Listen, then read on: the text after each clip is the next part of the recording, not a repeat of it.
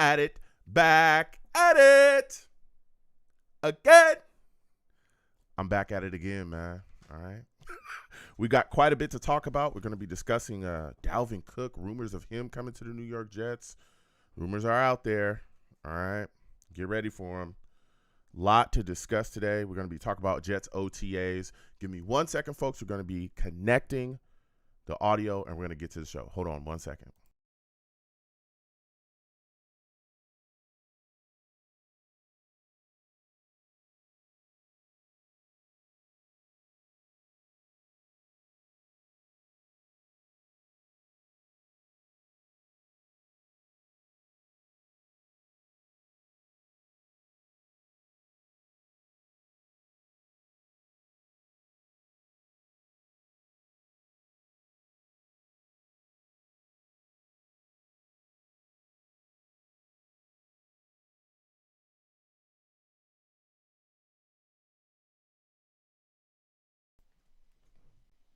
Blog Talk Radio.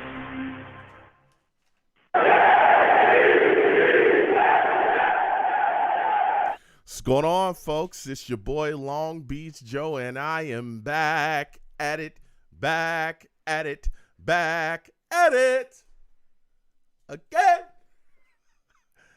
I'm back at it again, man. Listen, we got quite a bit to discuss today.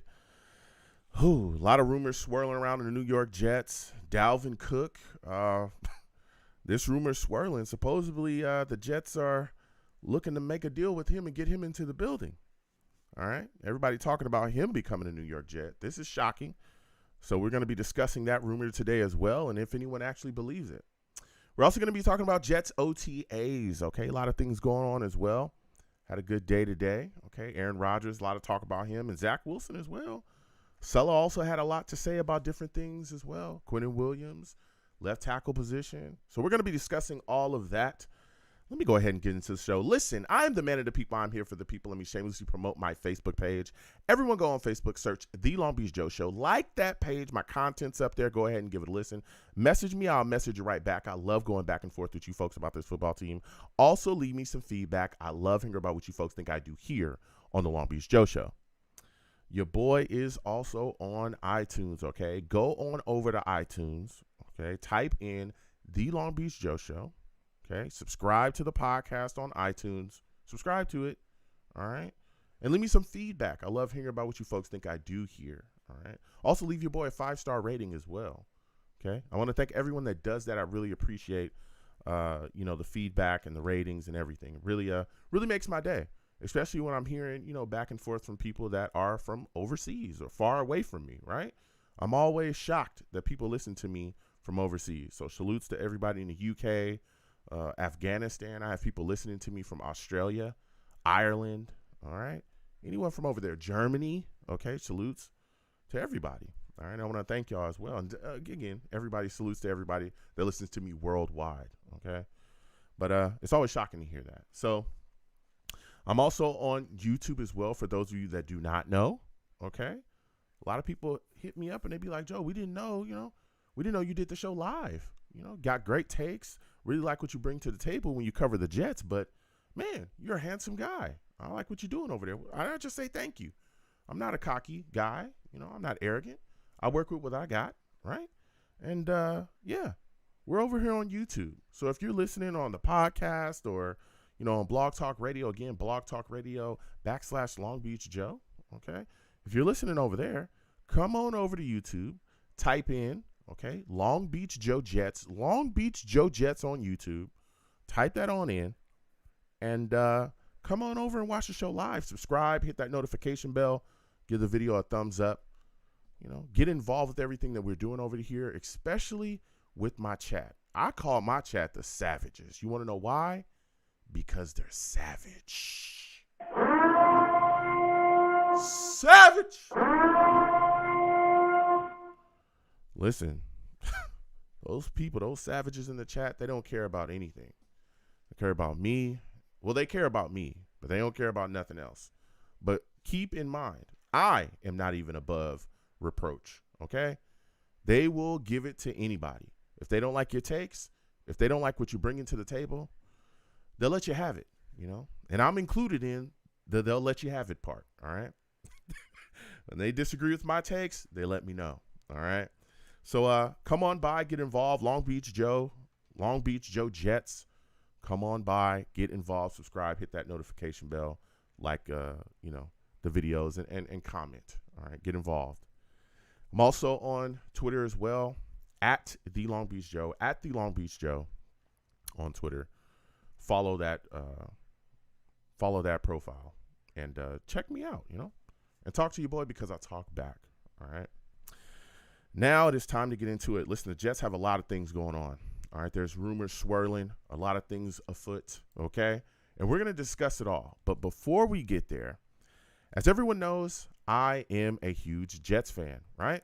That's what this entire show is about. That's what this is all about, okay? I love the green and white. I go to MetLife when I can. But a lot of people don't know that I am not from the East Coast. I am not. I didn't grow up in New York. I didn't grow up in Queens. I didn't grow up in Jersey. None of that. I am a West Coast guy. All right. Born and raised. Long Beach, California. Not Long Beach. I know there's a city of Long Beach on the East Coast. No. I'm from the Long Beach on the West Coast. Okay. I love it. The weather, the women, the great vibes. That's what's going on here. No disrespect to anyone else, but this is what I know, and this is what I love. And so when I talk to people about being a Jets fan, they're often shocked when I tell them that I'm not from the East Coast. But I also run into people all the time that are Jets fans as well that aren't on the East Coast either, right? Some of them are in different places. And I want to connect with them, okay? And so tonight, we're going to have Michael Larson of the San Diego Jets fan club come on the show and talk to us about what it's like being a Jets fan in San Diego. He's going to discuss with us what they're doing in San Diego, how they get together and show love for the football team. Michael, I want to welcome you to the show. How are you feeling tonight, my friend? I'm good, Joe. How's it been a year already? I'm telling you, time is flying, isn't it? It just goes by so fast, right? Yeah, no doubt. I think this is my 5th or 6th year with you on this show. I love being here. I just cannot believe it's been a year already. Yeah, I'm telling you, it's just things are just moving so fast. But I tell you what, man, I want you to share with my audience about what made you become a New York Jets fan, right? That's a question I get all the time, and I give them my answer. How did you come to love this football team as much as you do? Well, like you, I'm not an East Coaster. I grew up in the San Francisco Bay Area. My grandfather had huge ties to the San Francisco Seals. He hung out with Joe DiMaggio quite a bit before DiMaggio went to the Yankees. They were friends in their 80s. Joe DiMaggio introduced my grandfather to Joe Namath. So we heard Yankees, Jets stories all growing up. Oh, boy. My youngest brother, Joe, he was Joe Montana guy, Niner guy. I went with the Jets on that side. And the rest is history. Man, what a story. You got introduced to Joe Namath. Whoa, man. Whoa. I'm sure that was huge. Man, what are some of those stories? Break down some of those stories that you heard all the time just about that Yankee and Jets connection there. Well, some of it might not be too appropriate for you. Oh, okay. Yeah. My grandfather was a big-time gambler. In his day, he loved gambling. Okay. He was an umpire all the way up through AAA. So there was a lot of conversations about who should we bet on today, who do we not bet on today, those types of things. Oh, okay. Okay. I feel you, Michael. Listen, I know everybody does their own thing there, but yeah.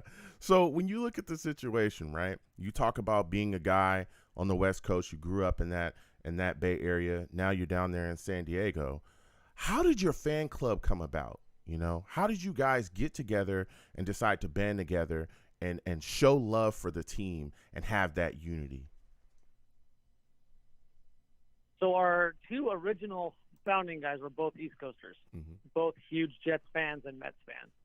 And they started the club back in 2000, and it actually was in the house of one of our original founders, Rocco. Everybody met at his house. As the group got bigger and bigger, obviously Rocco's house can't hold as many fans, so we started branching out to local restaurants and bars and et cetera. And because we're a Navy town, we get a lot of people from all over come Yep. to San Diego. And so Yep. you get a lot of workers who come out here. They'll come in for a game or two, and then, they get shipped out again. It's just great to have fans from everywhere coming in. And then there's, I want to say, 40 to 50 of us who meet every week religiously. And the better the team is, the more that come. Unfortunately, we haven't been that great lately, so, the numbers dwindle. It's bound to happen. So where can people kind of meet with you folks? Because things are now turning around, Michael, as you know, and we'll talk about that in a second. But when you guys hang out or how you guys get together and communicate, where can people get involved with what you're doing? Is there a certain bar that you folks meet at? Is there a Facebook page they can get in contact with you? Where's all your social media and all that stuff? So we have the Facebook and we have IG, San Diego Jets fans, plural. We meet at a bar called Taste and Thirst. It's in the Gas Lamp in downtown. They get that name, Taste and Thirst, because their food ranks in the top 3 every year in all the different categories for food. Their food is legit. We have a lot of games this year at night and late afternoons, and they do Sunday happy hours and evening happy hours. So we're going to be looking at having some good drink and food specials as well this season. What's their, like, in your opinion, what is the best thing that they serve there? I'm a food guy, so you know what I'm saying? And when I slide through there, I want to make sure I get the best dish that I can get. What is, like, your personal favorite from there? Well, I'll give you 2. A lot of the guys like the East Coast style bagel with the egg. That's just a big one, the sandwich. I like the Taste TNT burger, and that has onion rings, 2 types of cheese, jalapenos, and mozzarella cheese sticks. Ooh. It is ridiculous and Okay. amazingly tasty. Yeah, that sounds like a good time right there. That's what I'm talking about, Michael. Point me in the right direction. That's all I'm saying. That sounds real good. So Well, we need to get you down for a game. You got to come down to San Diego and hang out with us at least once. I am, man, my schedule's wild. I'll be trying. Listen, I'm going to try to slide down there. San Diego's beautiful as well. I've been there before. The beaches, the women, just the scenery, the whole city, everything. It's just so beautiful, and it's so alive down there. I love it. I love that culture down there as well. Surfing, all kinds of crazy things. Don't get me going here, Michael, because I'll start talking about the shenanigans that goes on down there. A lot of fun down there in San Diego. We won't go to that. We'll save that for when you and I meet face. That's what I'm talking about. Don't get me started, because I get going and I won't stop. Listen, so when we're talking about you being in San Diego, man, like we just discussed, there's a lot of beautiful things going on down there. There's also a, pretty crazy fan, or used to be a pretty crazy fan base. I'm pretty sure that the Chargers are still pretty big down there. But I remember coming down there when they were in San Diego, and it was rabid. I went to a game down there when the Jets played them, and boy, was it crazy. I mean, they let you know from the beginning to the end that at the time you were in Charger country. So now I'm pretty sure there's different fans down there. I'm surrounded by a lot of different fans as well. Niners fans, Raiders fans. They're crazy as well. There's Chargers fans around me as well. What is it like being a Jets fan now down there? When you're walking around with your green and white jersey on, do they give you any guff about it? Well, the San Diego Chargers fan base has diminished quite a bit, actually. And the bars used to be so packed with Charger fans, because we'd always play at 10 a.m. out here, and the Chargers always played at 1. So, they'd rib us a little bit. We get that. We go back and forth, have some fun with it. But it's not like that anymore. A lot of Charger fans just said, I'm done with football when they left. So that being said, we don't get a lot of ribbing when we wear the green and white, because the other bars down here, a lot of them are Niner bars. There are some Raider bars. We don't really have a history with the Raiders as big as we do with the Chargers, because we played them in the playoffs off and on for the last 12 or 14 years, whatever it's been, and when we beat them. Yep. One of the big reasons the Chargers got to the point where more than half the stadium was the opposing team's fans, and it really diminished the Charger vibe and that whole home crowd association. So it much as the people here hated it, it did make sense for them to move when they did. Yeah. Yeah, I remember when that happened. There was a lot of talk, and maybe you can speak to a bit more about this. But I knew Chargers fans that were huge. I'm talking big Chargers fans that felt like they had been betrayed. Felt like the team just kind of Yes. dipped and dumped out on them. And I remember speaking to a Chargers fan that was really close to me. He said, "Listen, I supported them when when they were bad, when we knew that we might scrape to get the playoffs, but we're not going anywhere." And now, it looks like they just bolted on us. They took off, went to LA, and it's like, hey, you just left us high and dry. We supported you when things weren't going so well, and now you're up and gone the second that you can go somewhere else that you feel like is a bigger market. You know what? I'm done. And like you said as well, I knew Chargers fans that were, again, I'm talking SD through and through, and they took those jerseys off and threw them in the trash. I mean, do the Chargers fans down there feel the exact same way, the Chargers fans that I spoke to as well? Yes. Yes, absolutely. We actually had bonfire parties where people were bringing their jerseys to burn. It was that crazy here. And those of us that have lived down here for a long time, we had always said if the Chargers really want a new stadium, they should have asked in 95 or 96 because they were good. The Stan Humphrey era, they went to the Super Bowl. That's when they should have asked, but they didn't. The Padres asked for a stadium when they lost to the Yankees in the 2000 World Series, and the following year they started building. The Chargers didn't talk about a stadium until 2 years before they left. And at that point, they really had no leverage because more than 50% of the fans were away fans. The city can say this and that about, trying to get zoning and da-da-da-da-da. But really, what it really boils down to is they didn't have enough of their own fans. That's just point blank how it is. Yeah. Yeah. I mean, it sucked to see, but I tell you what, they've definitely been able to make some changes and make some moves as well to kind of upgrade their team. They got a young quarterback in Herbert. They've built around him.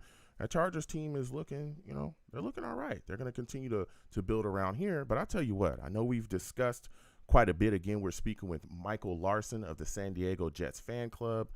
We talked about your club, Michael, but I want to talk to you about this football team because there's so much that we have going on here with the New York Jets. So many changes that we've made.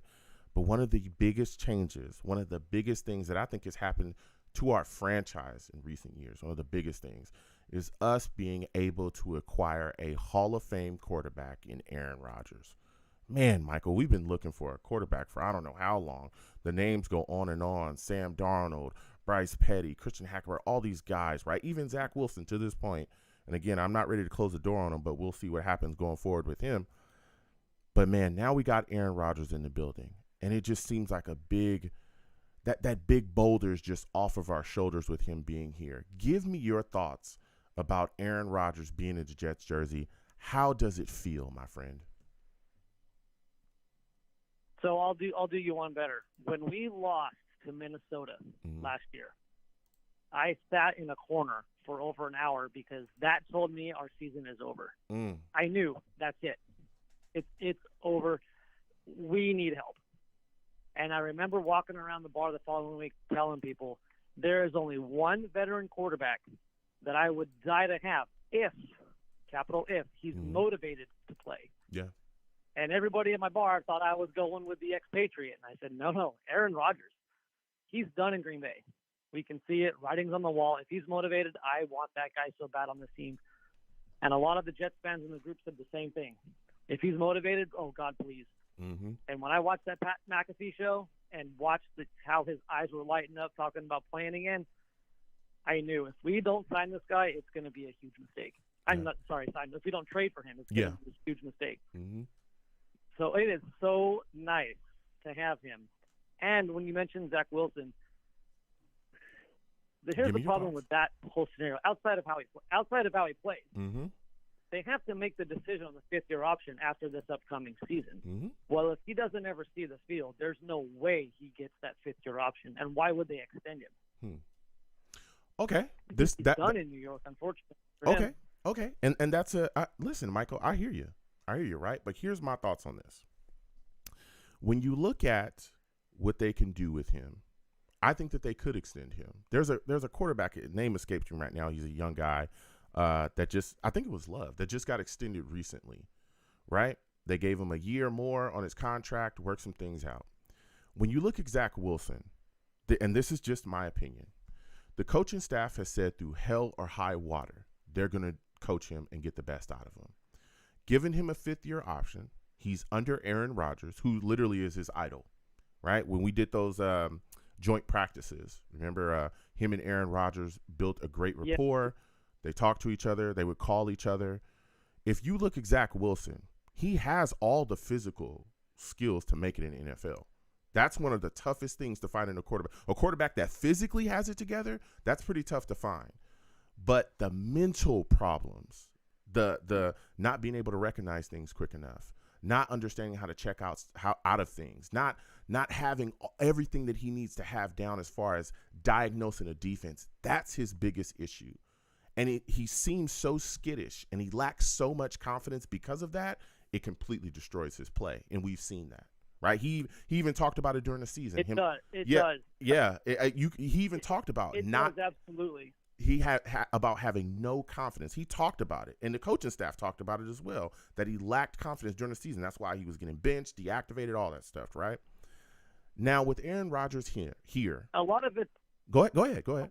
A lot of it's going to come down to how long does Aaron Rodgers play for us, though. Mm-hmm. Yeah, and I say that the longer the team is competitive, I think the longer Rodgers will play. If we get 3 years out of Rodgers, Zach Wilson's not going to touch the field for 4 years.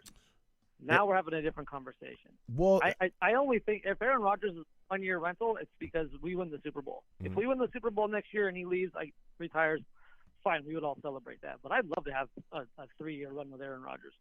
But even 3 years would put Zach Wilson, right?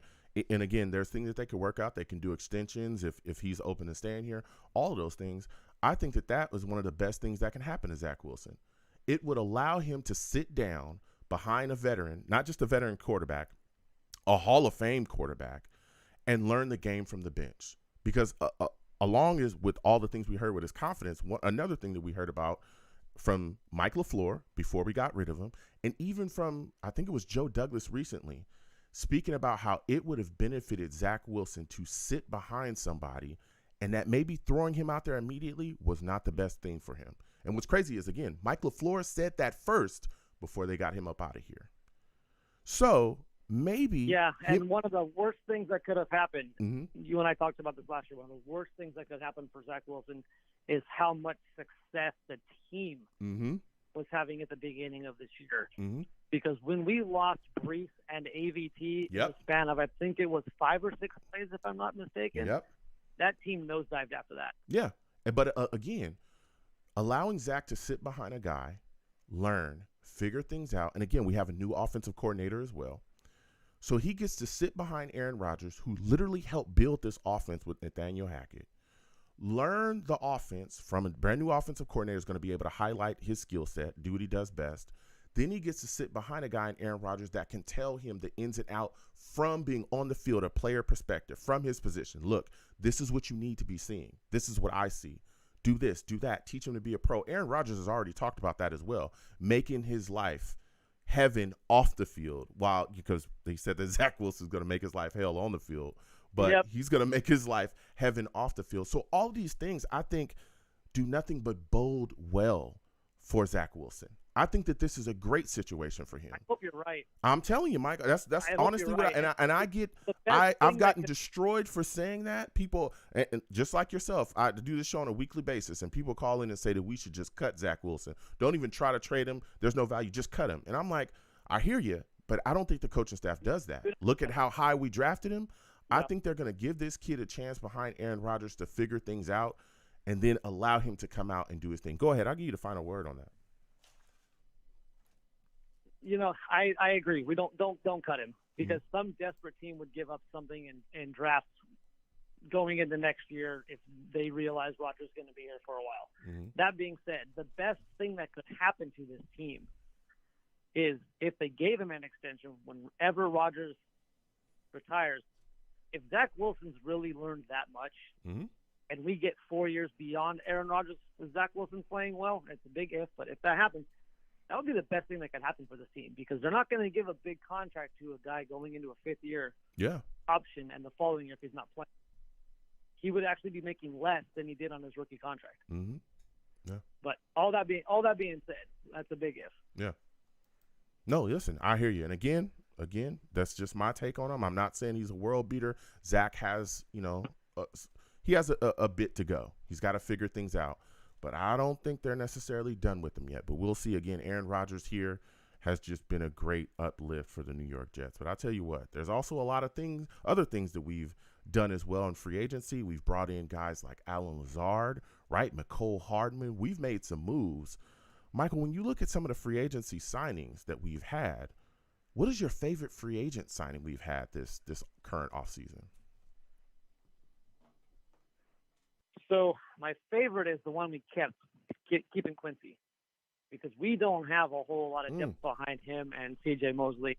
Quan Alexander's still out there. We don't know what's going to happen. So, and to keep Quinnen happy, to bring his brother back, still figuring out when they're going to extend Quinnen, because they would be fools not to. But I'm going to give you something that's technically not a free agent player. It's bringing in Nathaniel Hackett. Okay, talk to me. Aaron Rodgers doesn't come here. Number one, if Nathaniel Hackett's not here. They're such good friends. Lazard may not be coming here if we didn't have Nathaniel Hackett. There's no way Dalvin Cook, and I know you were mentioning this earlier, go ahead, would even consider coming here without Nathaniel Hackett, because there would be no Aaron Rodgers. Yeah. And how many times have we seen Rodgers in Green Bay when Devontae was on the outside covered and Lazard was covered, and he would just have guys standing in the middle of the field wide open, nobody around, and just be able to pick teams apart in that soft zone. That's what Hardman does best. Yeah. That's who Hardman is. And you get that as a fourth receiver. None of this comes together if they don't bring Hackett in here. If they still had LaFleur, none of this happens. Yeah.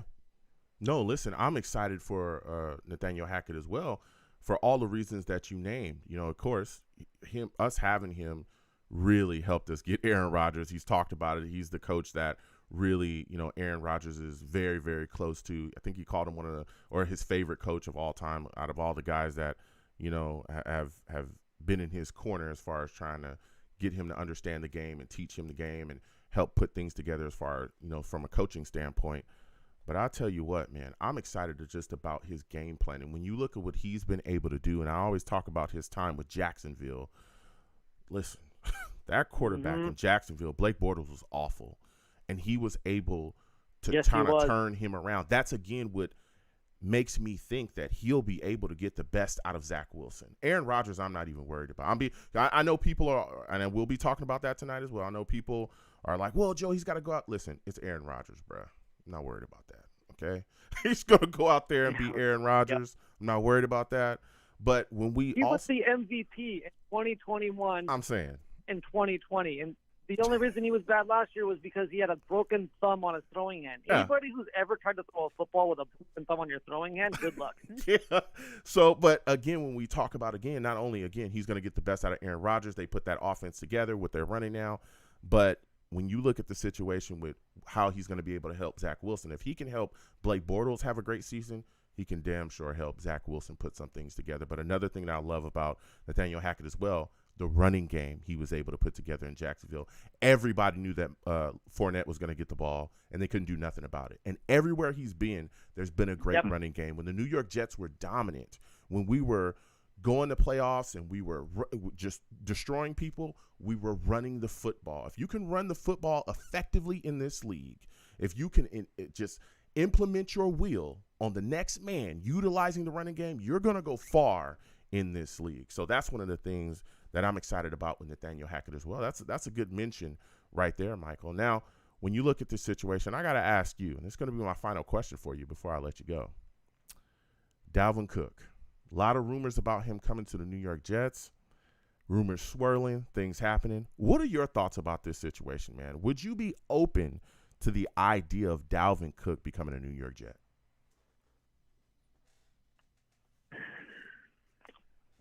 Only one way I would be okay with this. Talk to me. If they go to Quinnen Williams and say, we're giving you your extension and we want to make this work with Dalvin Cook. Because, and then this is why I say that. Okay.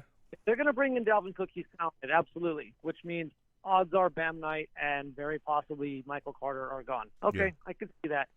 but you want to give $10 million to a guy to be your second or third running back because they drafted Izzy, and then you're going to sit there and tell Quinnen we're not going to pay you right now. That makes no sense to me.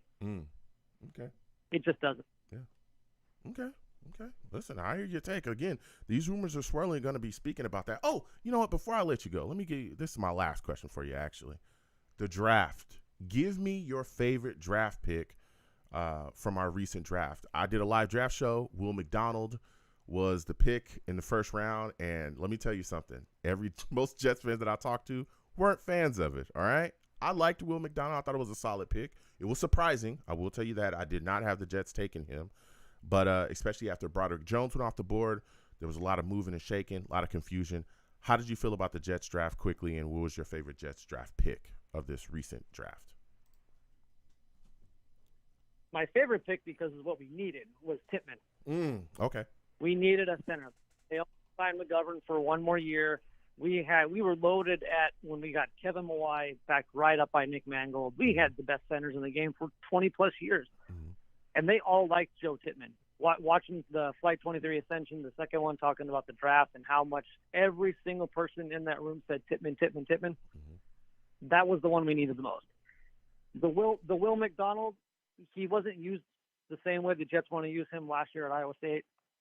I had no real issue with the pick because pass rushers are a premium. Yeah. And if you get one, that's gold. And he went to school with Brees. So how is that a bad thing to bring in a rookie who's playing with one of the best players on our team? Yeah. Oh, yeah. Let me tell you something. This recent Jets draft, Joe Tippmann, for me, that was a guy that was key as well. I mean, that's a big boy, man. He gets his hands on you, you're finished. Okay, you're finished. I'm talking. And it's gonna rock that. He's gonna rock that mullet. Oh man, yeah, you know. That mullet, I love. I'm telling you, he's gonna rock a lot of people on the field as well, Michael. Listen, before I let you go, I want you to give me or give my audience just every way that they can get in contact with you folks as well. The address to where you folks meet up. So just in case they're in San Diego, which I hope to be soon, to enjoy a game with you folks and have a lot of fun. Give all the information to the audience, please. No problem. So we go to a bar. It's called Taste and Thirst. It's in the Gas Lamp downtown, 715 4th Avenue. Our Facebook, SD Jets Fans. Our Instagram, SD Jets Fans. You can find us there. Or San Diego Jets Fans. Listen. And we have my co-leader. He is the wizard with social media. So everything that gets updated on our social media, that's Gabe all day. I don't do any of that stuff. It's not my world. He's a rock star at it, and we love him doing it for us. Yeah. Listen, Michael, it's been phenomenal speaking with you. I'm going to thank you for coming on tonight. You have yourself a good night, my friend. Thanks, Joe. I look forward to it again later. Absolutely. You have a good one. Listen, what a phenomenal interview with Michael Larson of the San Diego Jets Fan Club. If you're in San Diego, again, get involved with them any way you can.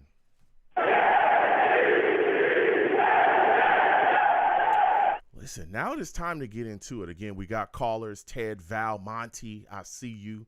Okay, salutes. We're going to get to everybody. Okay, please be patient. New callers as well. Be patient. We're going to get to everybody quickly. Salutes again to all the savages in the chat. Bree Fanatic salutes. He says, I can't wait to hear your origin story, Joe. I'll share it with you guys again later. All right. NY Jets FL, Jets Turbulence. I see you. I see you. Salutes to everybody. All right. Now it is time to talk because we got a lot going on and we're going to be discussing it. Dalvin Cook. We're also going to be discussing Jets OTAs as well. We're going to get to the callers very shortly. I just want to quickly go over what's going on here in these rumors surrounding Dalvin Cook. All right.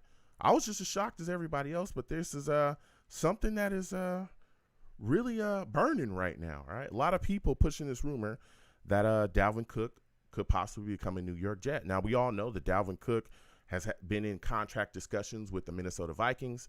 All right. But those contract discussions look like they've kind of broken down. And there's a lot of talk about the Vikings behind the scenes looking to trade him.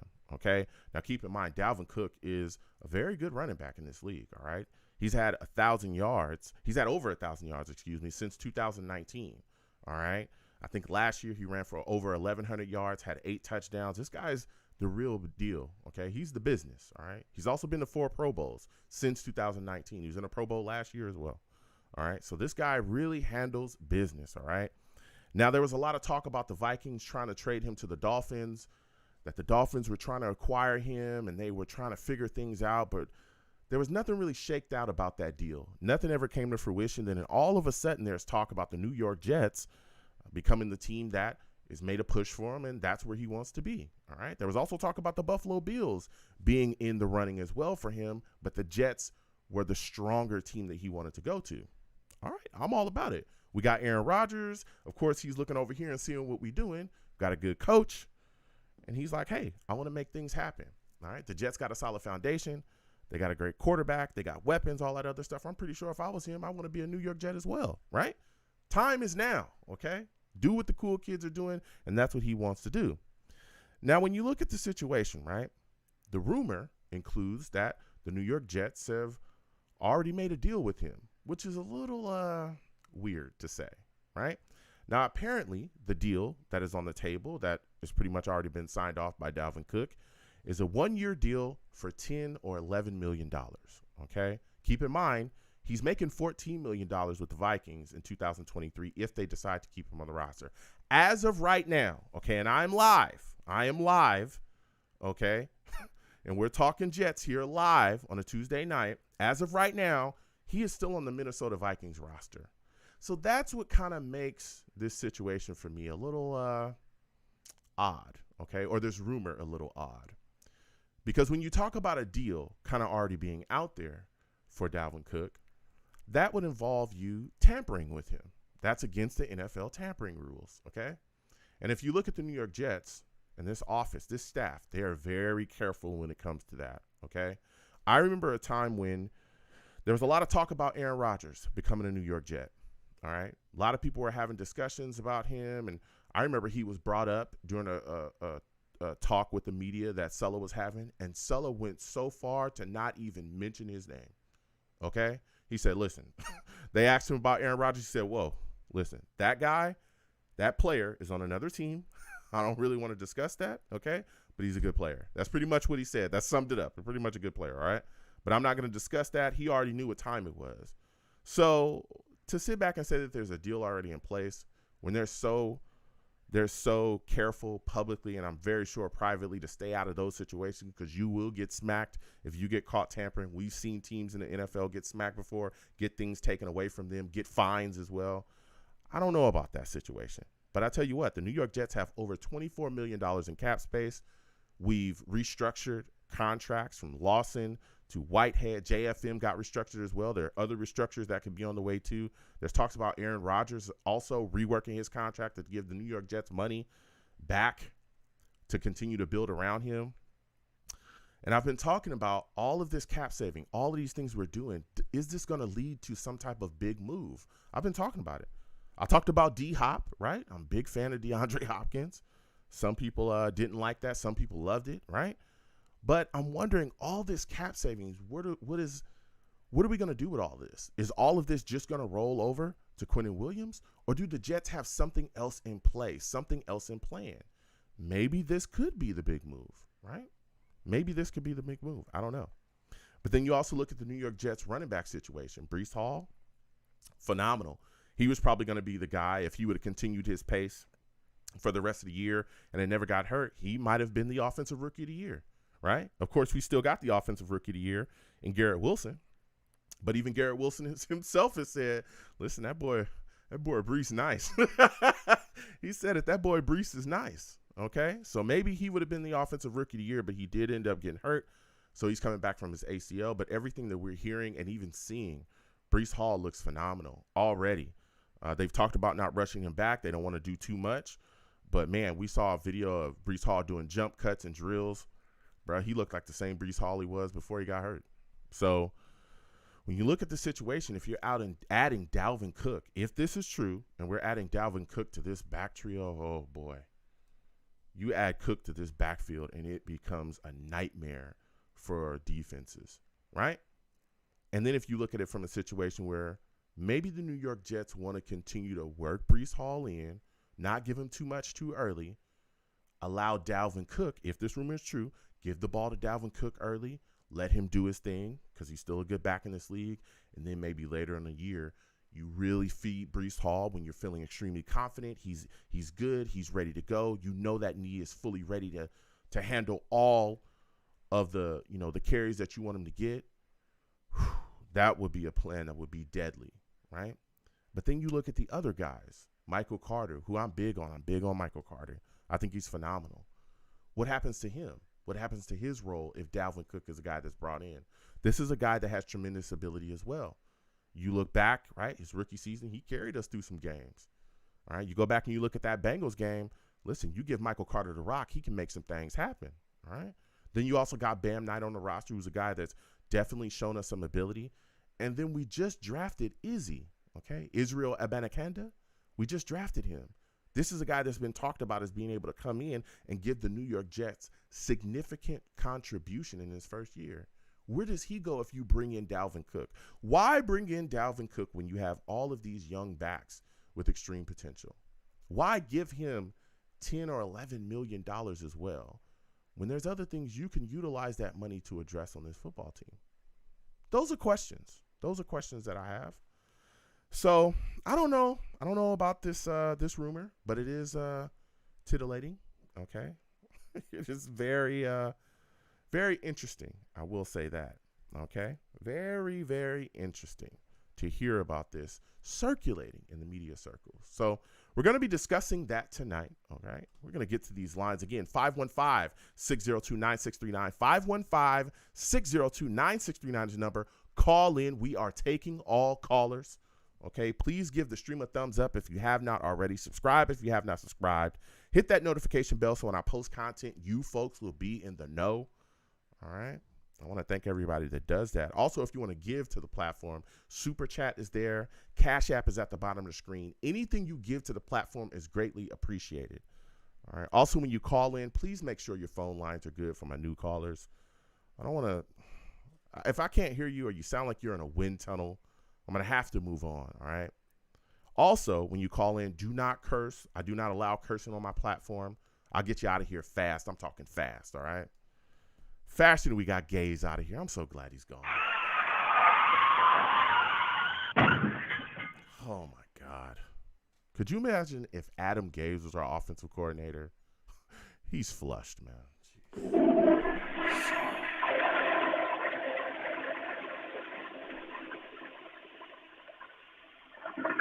Oh, I'm glad that nightmare is over. Just hearing about Le'Veon Bell speaking about him and running dives. Oh, my God. We're going to get to these lines again. 515-602-9639. We're talking Jets. We're talking Dalvin Cook possibly to the Jets. We're talking Jets OTAs as well. All right. There's a lot of things going on. Moving and shaking is there. Aaron Rodgers is out there looking good. Zach Wilson continues to shine.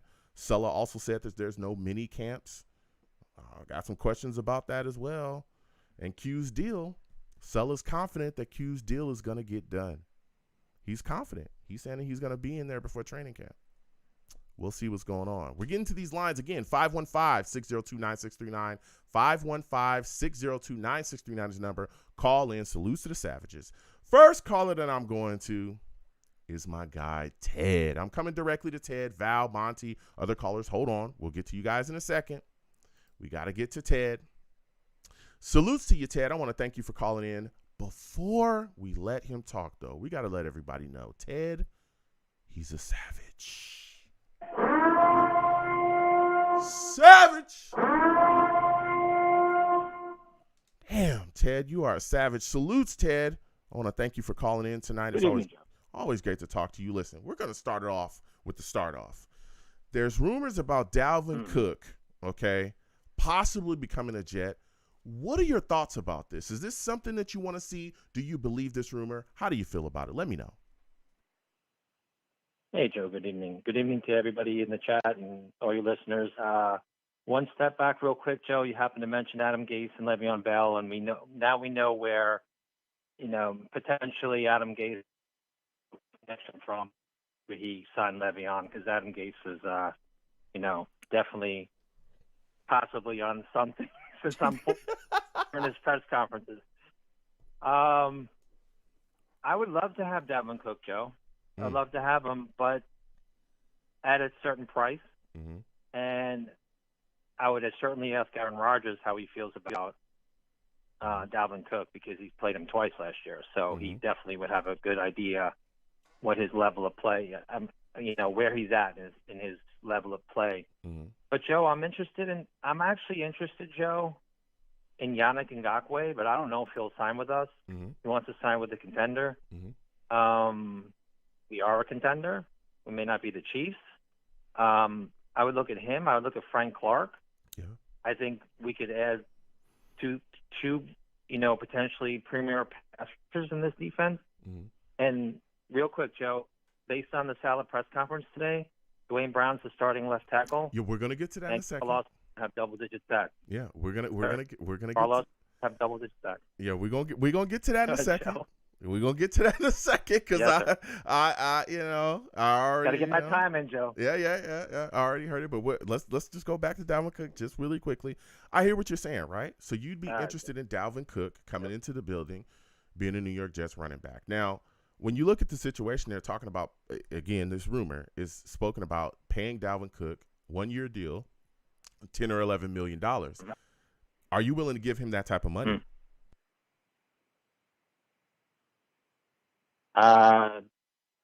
Depending on the other signings and signing Quinnen, Mm-hmm. potentially yes.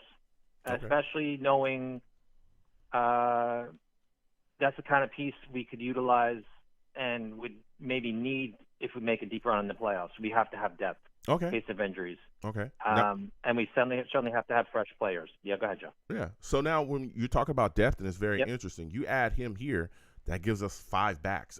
Well, actually 6 when you look at Dye as well. He's currently on the roster, and they said he had a decent day out there as well in OTAs. Dude, who are you getting rid of? Because I can't even see the New York Jets carrying 5 backs, right? Somebody's got to go. Is Michael Carter the guy you're moving on from? Are you getting rid of Bam Knight? Who's gone? Because you just drafted Izzy, right? There's no way you could be talking about getting rid of him. I would think him and Brees are probably the safest guys. So who are you getting rid of? Bam Knight, Michael Carter? Pick one. I agree 100%. You'd have to pick one of those two probably, and I would probably have to pick Michael Carter based on his injury. I don't know if he was hurt or may have to pick him, and maybe there's some upside in Bam. I don't know. He's shown flashes. Why Michael Carter, though, Ted? Michael Carter, I mean, outside of Brees Hall, really, Michael Carter is the guy that's shown the most ability, to come out the backfield and catch the football. Yeah.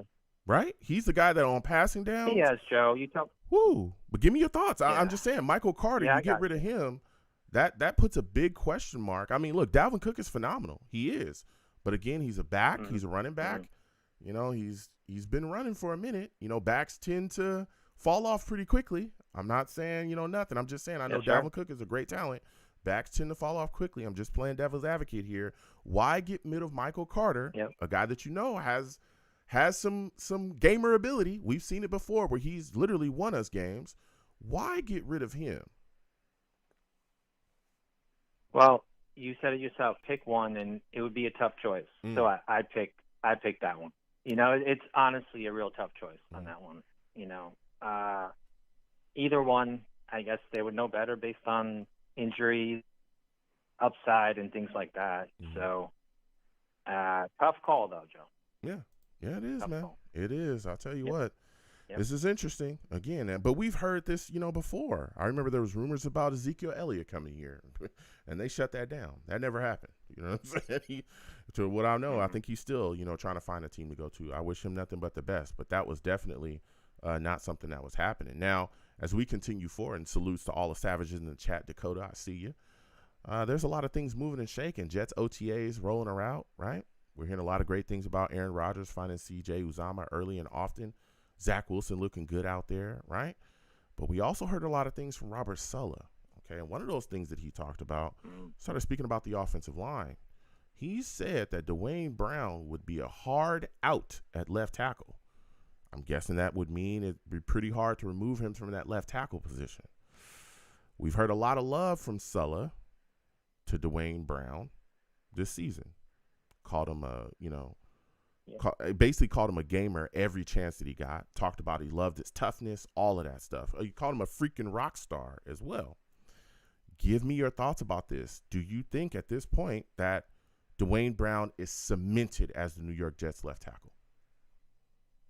I do, 100%.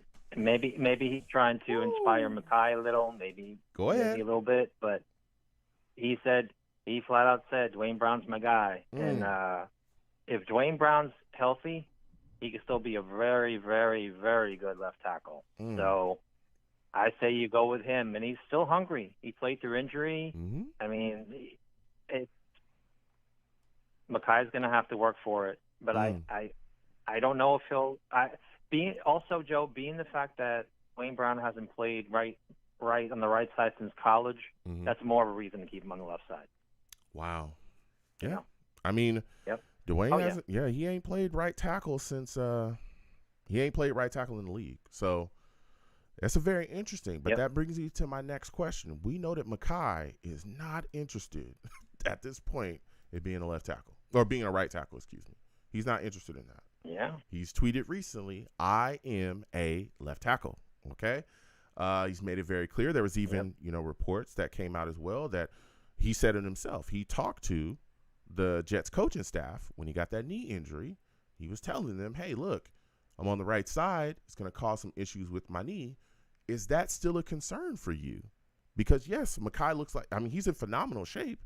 But are you worried about Mekhi, if he's going to be our right tackle, moved over to that right side, being upset about it and saying, hey, that could cause issues with my knee? Are you worried about that?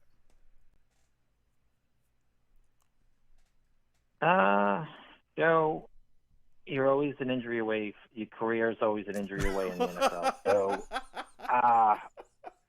it's truth. I mean, you could be gone for whatever reason, was a freak injury, anything. Ted. Let me say this, Joe. Go the ahead. fact that he's in shape and lost weight, maybe he's got his more flexibility and strength in his, certain areas that he needs to, like his knees and his, joints. Maybe he'll be a little less injury prone. Maybe he's in better shape. He's got to prove it, Joe. He's number 2 or 3 on the depth chart now. He wants to make the leap. Also, Joe, Dwayne Brown's 37. You never know when he's going to get nicked out. Yeah. So Mekhi's got to really think long and hard about, Dwayne Brown is an injury. He's 37. Is an injury away from, maybe Mekhi coming back to left tackle and showing his stuff. Yeah. So he's got to be ready. It's almost like a veteran, sitting on the bench and waiting for his turn. A veteran quarterback, say. Yeah. And just saying, hey, I got to be ready. Yeah. Go ahead, Joe. I don't know, man. I tell you what, especially when you look at the interview that he put out, recently with Glauber, the picture that he painted was, he pretty much blamed them for that knee injury happening the second time, right?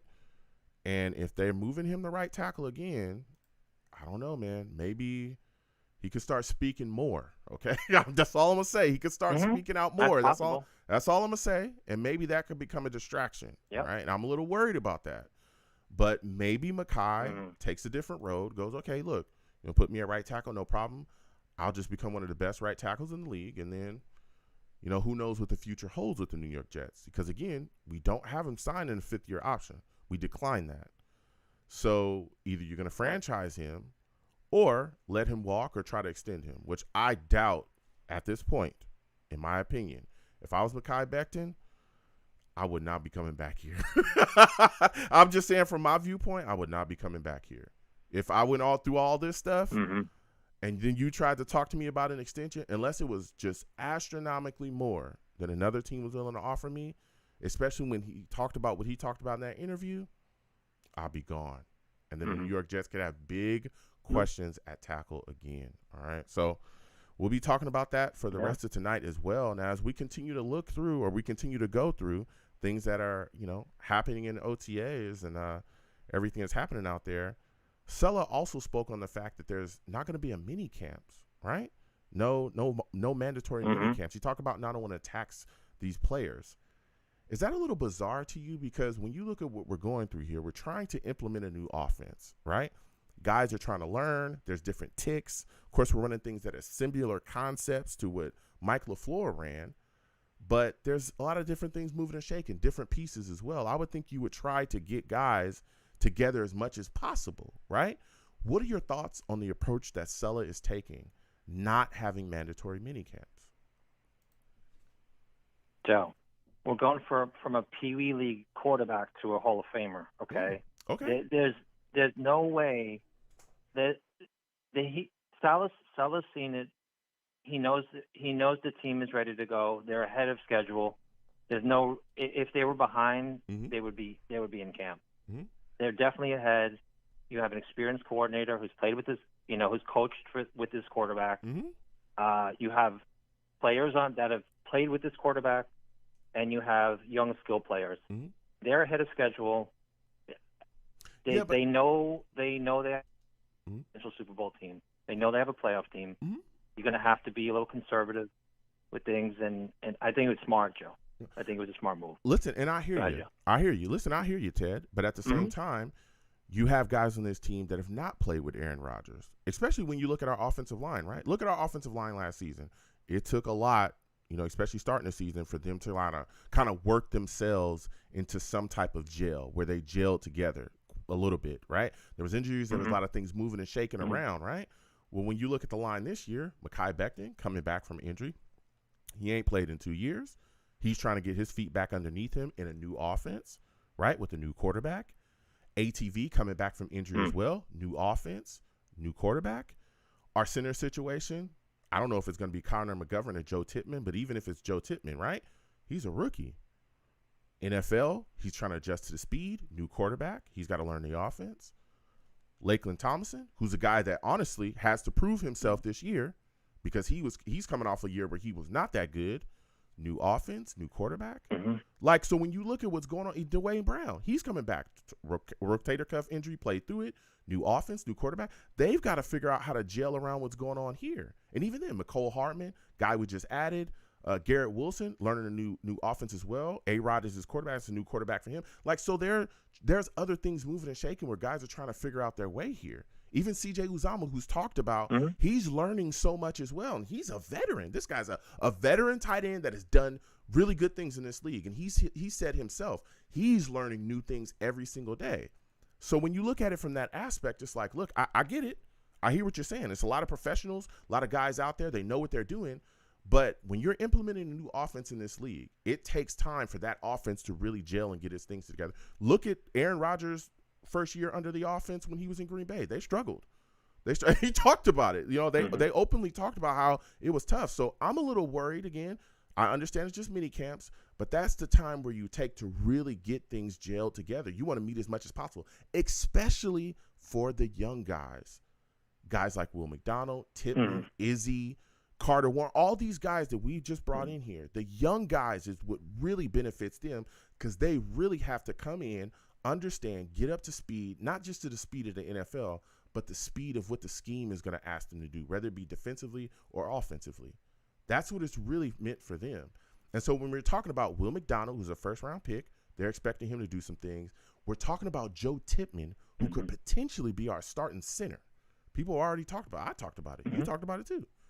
Well, this guy needs as much time as possible out there on the field, getting his hands in the playbook, getting his hand, having guys, analyze him, figure out what's going on out there, getting eyes on him to figure out if he could be the guy.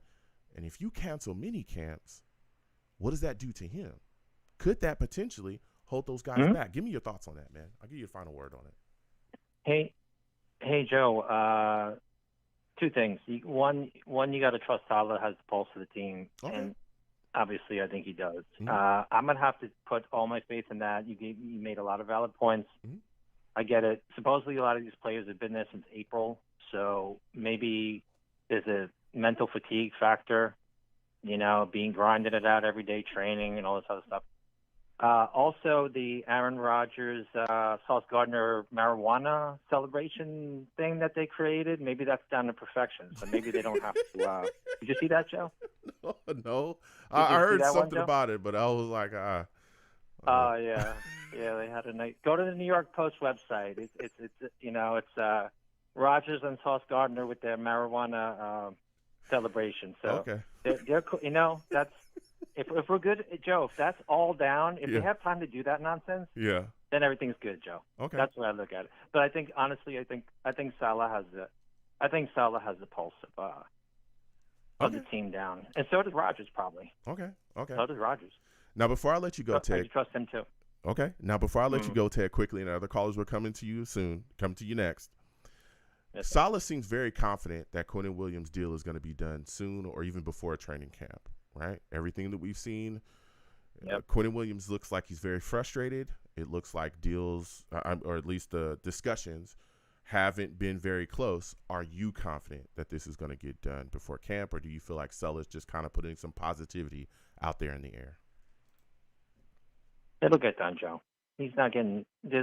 We're not trading Quinnen. It'll get done. Okay. Somebody will have to bend a little, but it'll take. I guess it's going to take longer than I thought, and it's going to get done, Joe. Okay. Go ahead, Joe. You got a lot of callers. I know. All right. Thank you for calling in, Ted. Next time I have a show, I want to hear from you. All right. All right, Joe. All right, Take care, Joe. Peace. See you. We're going to keep getting to these lines. Again, 515-602-9639. 515-602-9639 is the number. Call in. We're taking all callers. Salutes to all the savages in the chat. All right. They're going back and forth. Dakota J says, we're so stacked and loaded right now. The Jets are not playing around no more. Old times are well over. Okay. Dakota J, I see you. He's speaking his mind. All right. We're going to keep getting to, the chat. Please continue to post your questions in there if you have questions. Speak your mind. We'll come to the savages. We're going to keep getting to these lines, though. 515-602-9639. 515-602-9639 is number. Call in. Next caller I'm going to, I believe this is Val, okay? Val, is this you? Yes, sir. Val, hold on because you already know what time it is. We got to let everybody know. Val, he's a savage.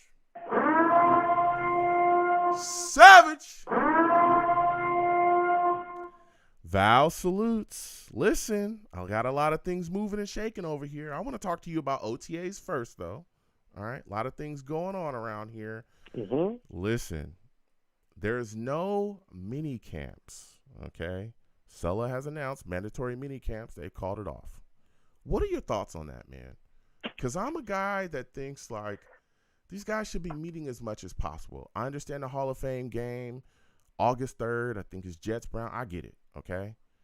But I'm also thinking about how that could affect the rookies. These are guys that need as much time on the field, hands-on as much as possible, and you get rid of the mini camps. It's like, are you hurting those guys? What are your thoughts on that, man?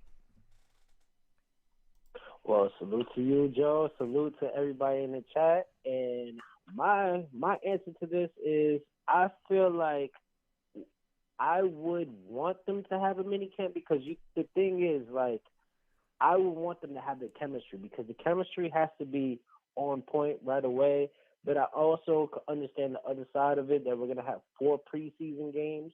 And on top of that, it's going to be a lot of, stress on, on the players and stuff. You don't want that on the players. You want them to actually get out there and actually, feel fresh. You don't want no type of injuries, like the whole situation with Beckham last year and stuff like that. You don't want no type of serious injuries to go down on the mini camp and stuff. You want everybody to be fresh and ready to go. But for the rookies, we don't have too many rookies to really. I mean, we do have rookies and stuff like that are position needs and stuff that they need to get those reps in. But I feel like training camp would definitely get that underwear. But I would definitely, if it was up to me, I would let them do the mini camp and stuff. And the players that I feel like that could use the rest, I feel like they should get the rest and stuff. Yeah. I mean, again, Joe Tippmann is a guy that everybody's talked about as being the New York Jets starting center. When we drafted him, I remember sitting right here. Him. He definitely needs the rest. Yeah, I'm just saying, like, everybody was like, Aaron Rodgers. Yeah, go ahead, finish. Oh, no, I was just saying, yes, he needs that connection with Aaron Rodgers to know exactly what play calling, what shout-outs and stuff like that, because it's going to be loud crowds and stuff like that, and he needs the timing down, so he needs it as much as possible. So yeah, like I said, it's like a 50. It's more.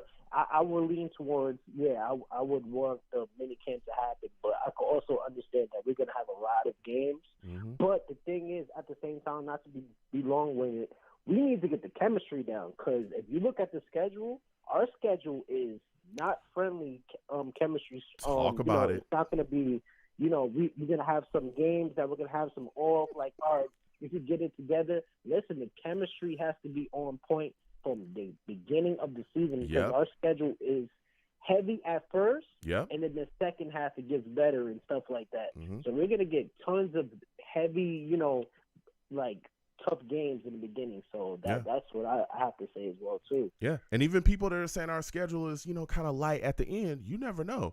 Because there's teams that y'all think that every year that we think is trash, and they catch fire, and then all of a sudden late in the season they're competing for something, and they're playing way better than a lot of people Detroit thought. Lions.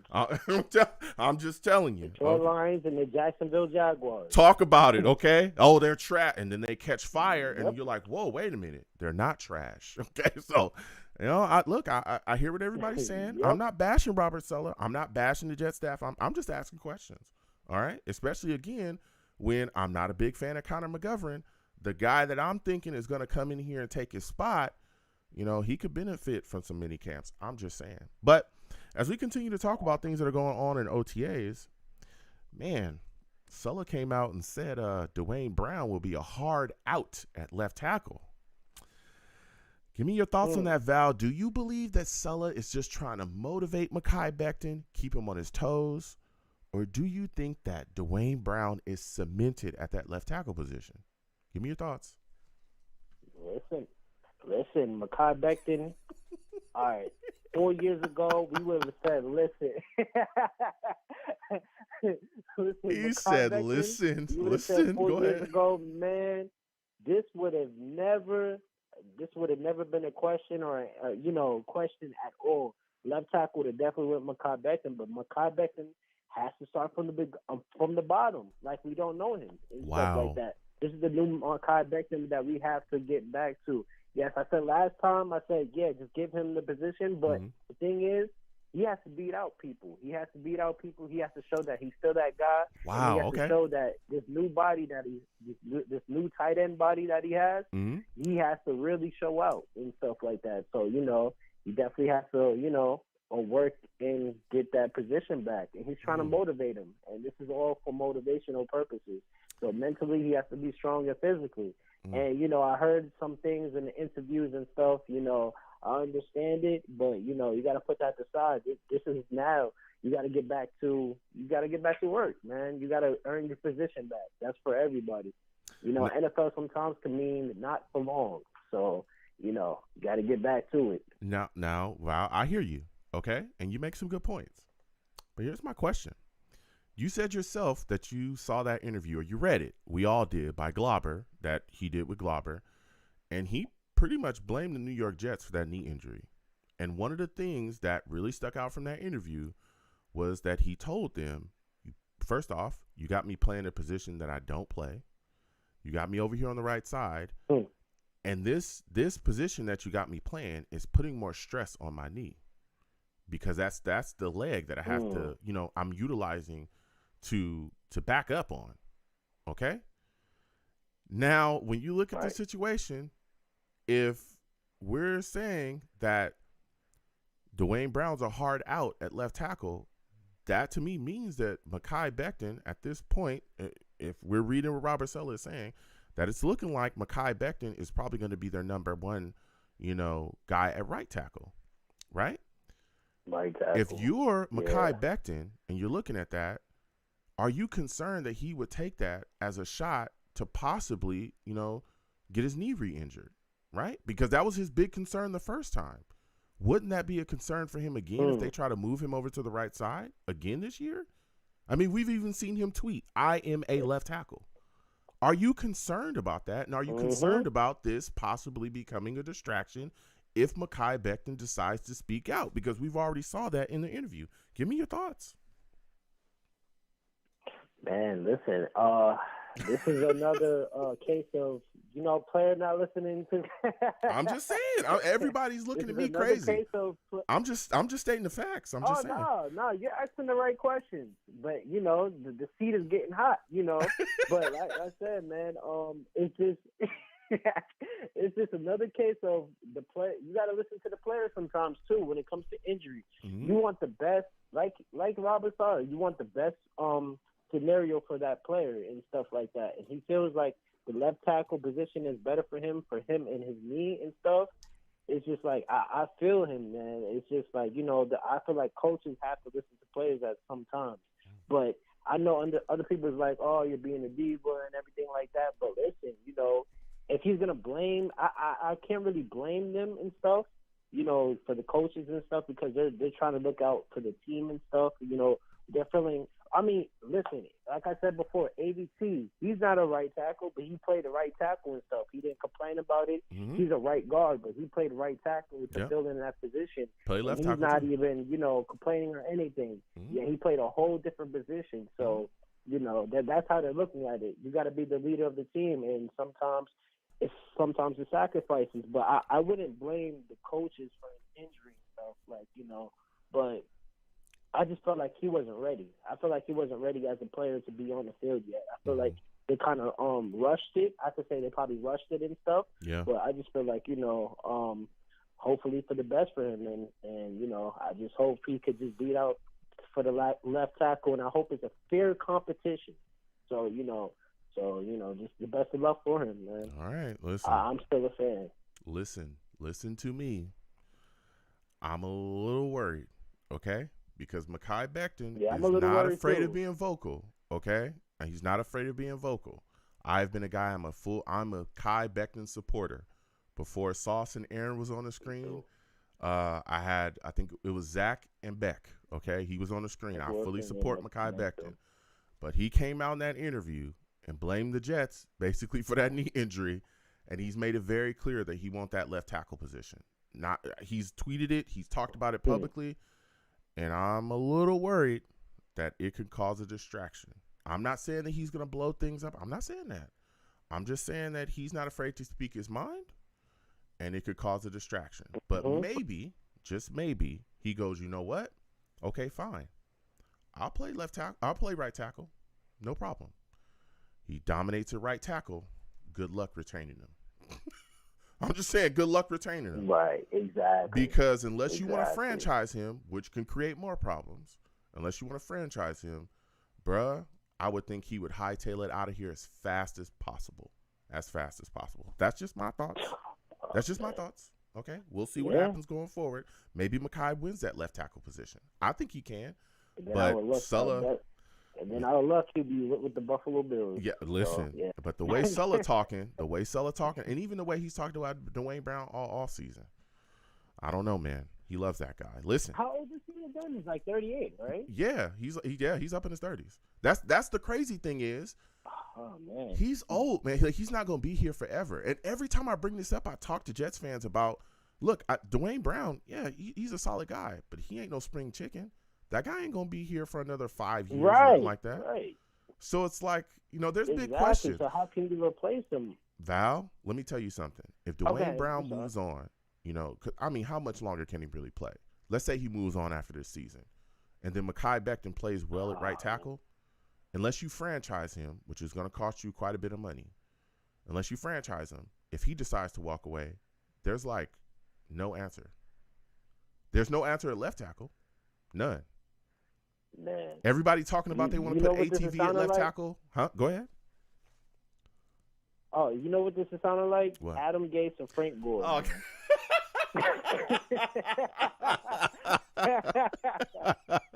man, they might be having some Thanksgiving together. Yeah, man. Listen, oh, man. Big questions. Listen, Val, let me give you this last question, and then I'm going to let you go. Monty, we're going to come to you next. New callers, hold on. All right, let me give you this last question, all right, before I let you go. Dalvin Cook. Rumors swirling about him, all right? A lot of talk about 1-year deal to New York Jets for $10 to $11 million. Give me your thoughts about this rumor, man. Do you think that this is just all poppycock, or do you think it's that it could happen? I I say, listen, like one of the callers said, let's get that Quentin Williams signing together first before we talk about anything else. Mm-hmm. But listen, Dalvin Cook and Brees Hall, a 1-2 punch. Oh man, that's lethal. That is lethal. That is something to watch out for. And also, DeAndre, I wasn't here for the last one. DeAndre Hopkins, yes, I will definitely want that as well too. Bruh. That should happen. If we could make that happen, that would. Listen, we're talking about Super Bowl. I believe we're going to the Super Bowl with Val. that for sure. Val, do for you know sure. how much I've gotten bashed for talking about loving DeAndre Hopkins? Oh, I heard it. I heard it. You not only heard you. I know you see didn't it. know who DeAndre Hopkins is. I'm like, man, when they was bigging up Odell Beckham, I'm like, DeAndre Hopkins is way better than Odell Beckham when it comes to catching and stuff. This man dealt with mediocre quarterbacks and was balling. I was like, bro. Not even mediocre, trash. He had trash quarterbacks. I'm talking trash. Yes. And I'm telling you. And made them look like they was like up and coming stars with quarterbacks and stuff. I was making them look average. Yeah. Put it, not stars, sorry. The average, I mean, but listen, I'm all about discussion, but I tell you what, I have been bashed, okay? People have hit me up. Joe, what the hell are you talking about? DeAndre Hopkins, stop talking. Whoa. Have you seen D-Hop? Okay?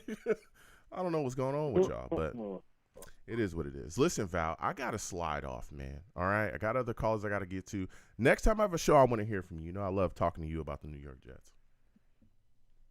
Yes, sir, Joe. Everybody hit and subscribe to Joe's channel, man. And thank you for having me, Joe. And have a great day. And everybody, let's go. Let's go, Jets. That's what I'm talking about. Go Jets, man.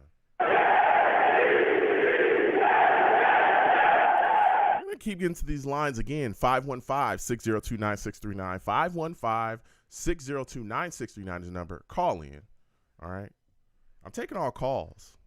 I'm telling you, your boy got bashed about that D-Hop. All right? I talked about one D-Hop on the New York Jets, and some people just try to go crazy on me, you know? I want to have the discussion. I want to have the conversation. All right?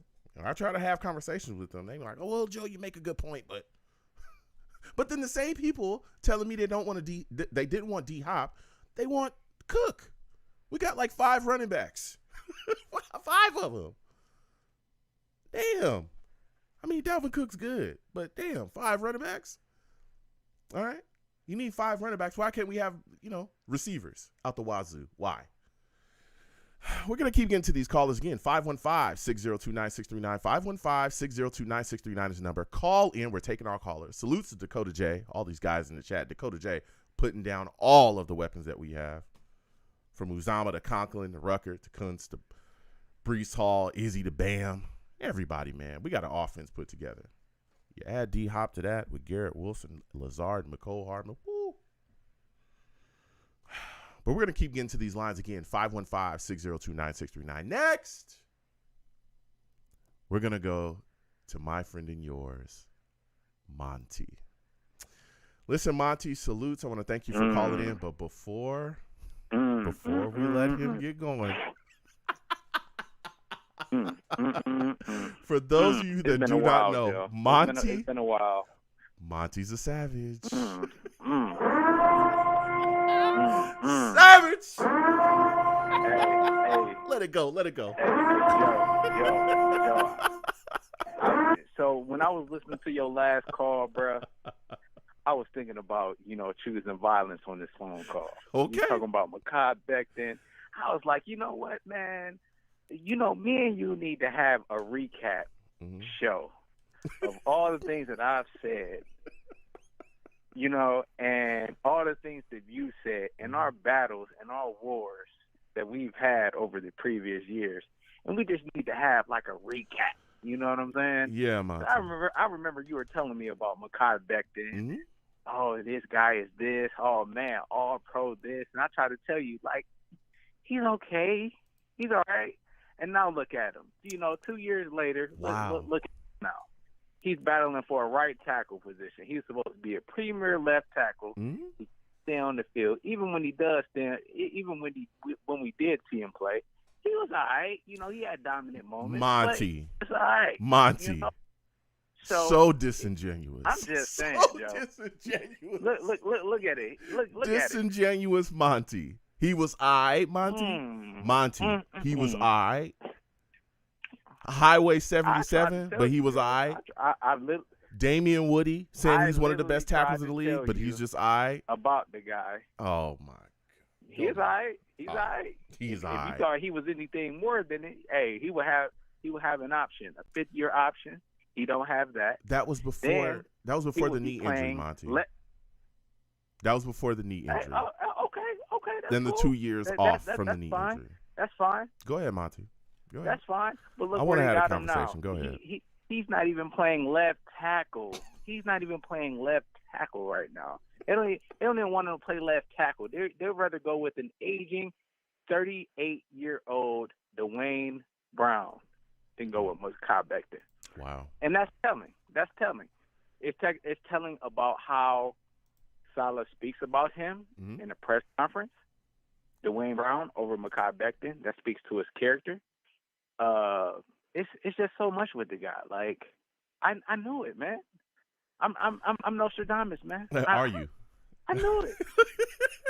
Okay. Yes, I am. Listen. I see things. Well, Monty. I see things. Listen. You know, I mean, Joe, Go ahead. we can do a recap show if you want to, man. It's a lot of things. It's not a lot of things. I remember. We can recap some things, Monty. I remember you were in love with Jamal Adams too, and you want to recap? We can recap.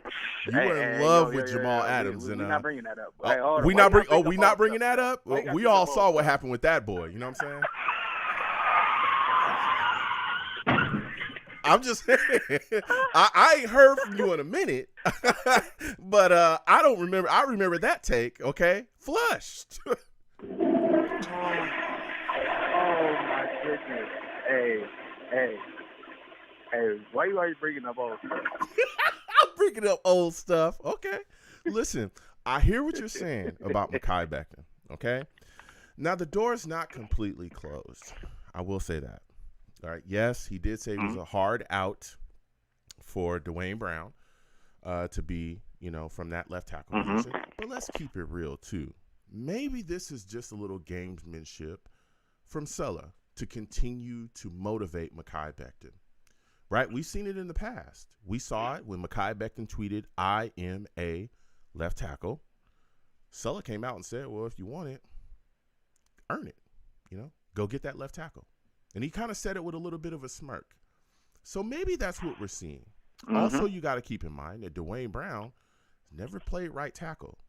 And there was some talk that, he's not a fan of it. Okay. So I could see that playing into the situation as well. Again, it's not done yet. Okay. They have training camp coming up, all this stuff, and we'll see what happens going forward. But I will ask you this. When you look at the situation, let's say that Dwayne Brown is the guy that's going to be the starting left tackle. You move Mekhi. Mekhi's got to be the guy that you're looking at moving to right? Logically, he'll probably be looked at right tackle. Right. Would that make you concerned that would become a distraction? Because he just did an interview with Glauber where he literally blamed the New York Jets for the knee injury, said that they had him play in a position that he does not play, talked about how much that position put a strain on the knee. If you're Mekhi Becton and they're moving you back over to right tackle, from everything that you said, I would think you would look at that as an attack to possibly hurt the knee again. So of course you'd be upset. Are you concerned about it becoming a distraction if they decide truly, if it's finalized, that they want him to play right tackle again? Give me your thoughts.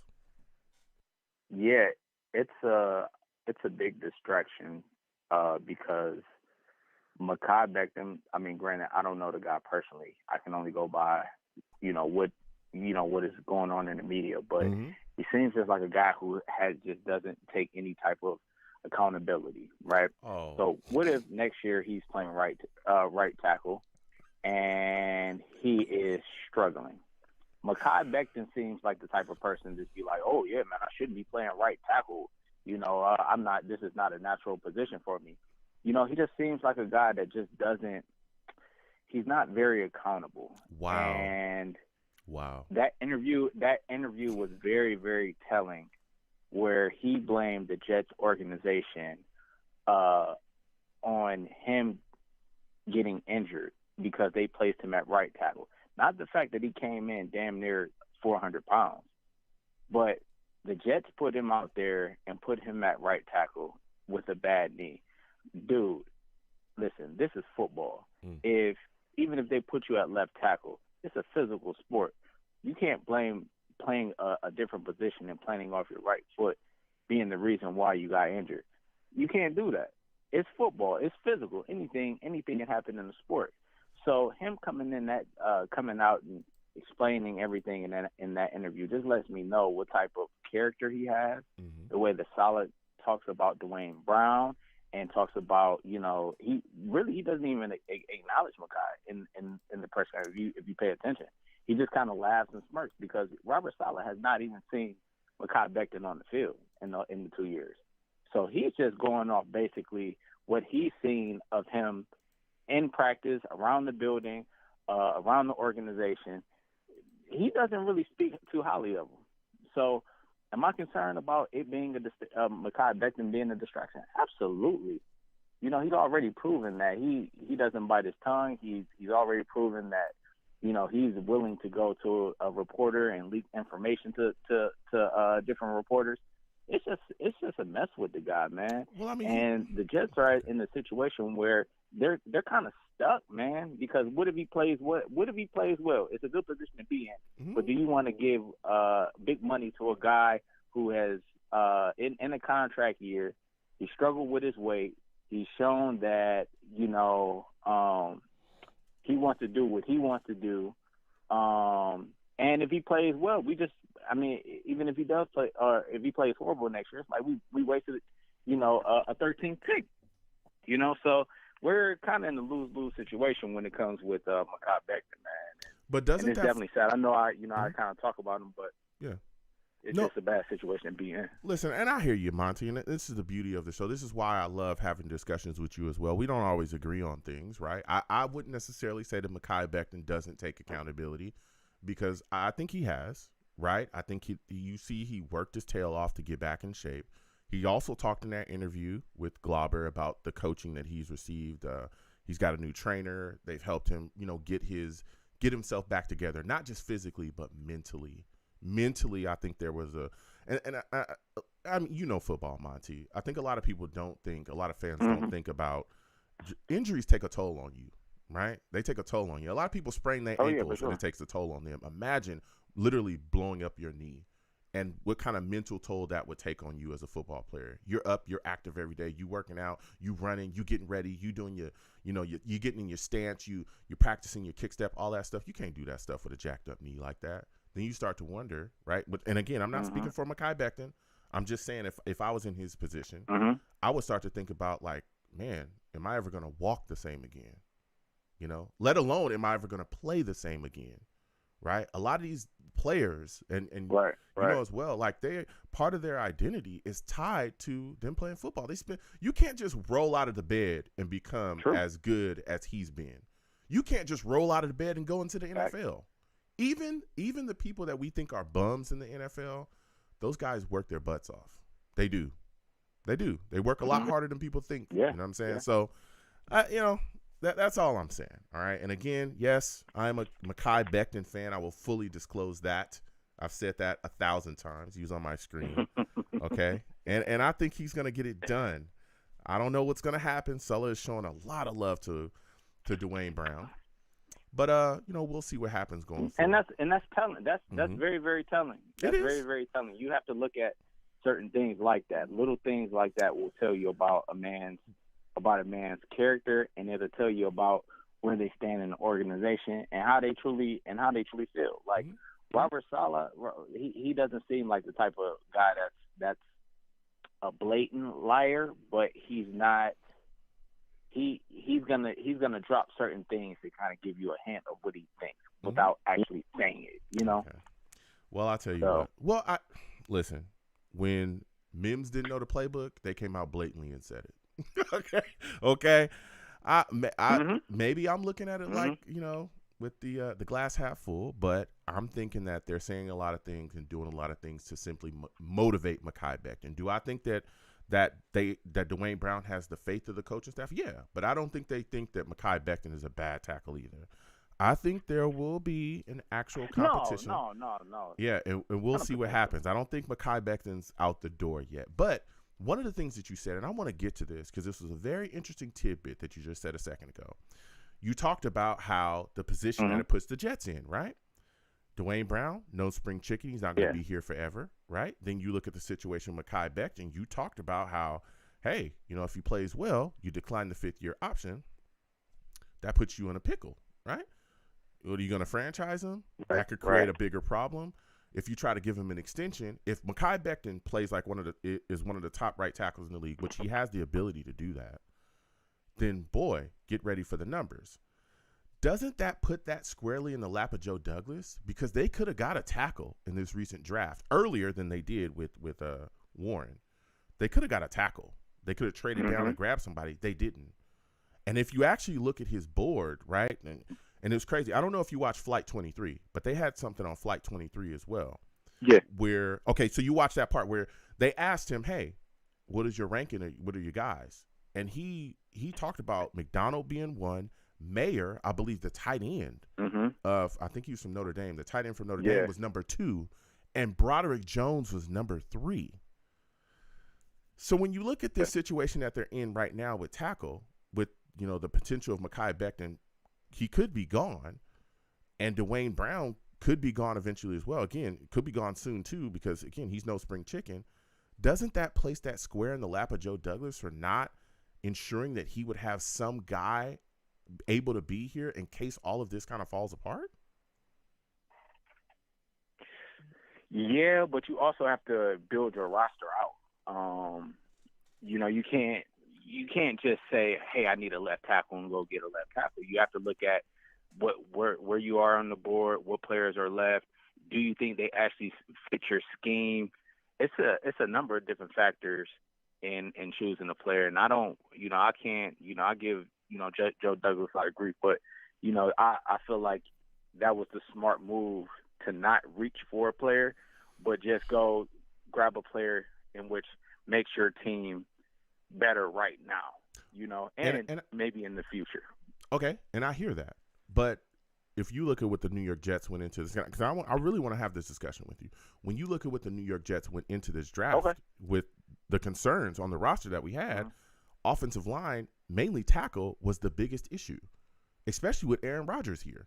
We were like, bro, we do not want Aaron Rodgers going through what we saw Zach Wilson go through, what we saw Sam Darnold go through. This guy is older. Yeah, he's still spry. He can move, but that's not what we want Aaron Rodgers doing. We want Aaron Rodgers to kick back and be the Hall of Famer, throw these bombs. We don't want him to take shots. We saw him take shots in Green Bay, and we saw him get hurt before in Green Bay when he was getting smacked around. So the biggest concern was tackle. And so if the biggest concern in your line is tackle and you go into the draft, why not draft a tackle earlier? Again, Broderick Jones was there. Right? Or Broderick Jones wasn't there. He got taken off the board when the Patriots moved. But there was a lot of Jets fans that bashed him for not trading up for Broderick Jones. Okay, right? I'm not saying that. I'm not saying I'm not bashing him. Broderick Jones is off the board, but there were other tackles. Dwad Jones was there a little bit later. There were other guys that we could have grabbed. Cody Mauch was there as well. We didn't take him either. So when you look at this situation, it's like, you got to have something in place, especially when you look at the fallout that can happen if you don't grab somebody. Because, again, let's say Becton's gone out the door, right?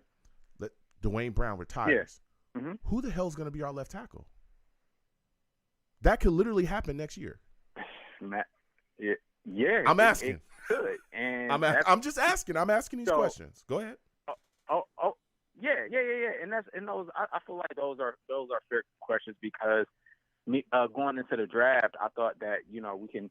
I thought Paris Johnson was gonna fall a little bit further than what he fell. Oh my God, Monty. Broderick Jones. I mean, I know. Monty, don't get me started, bro. That hurt.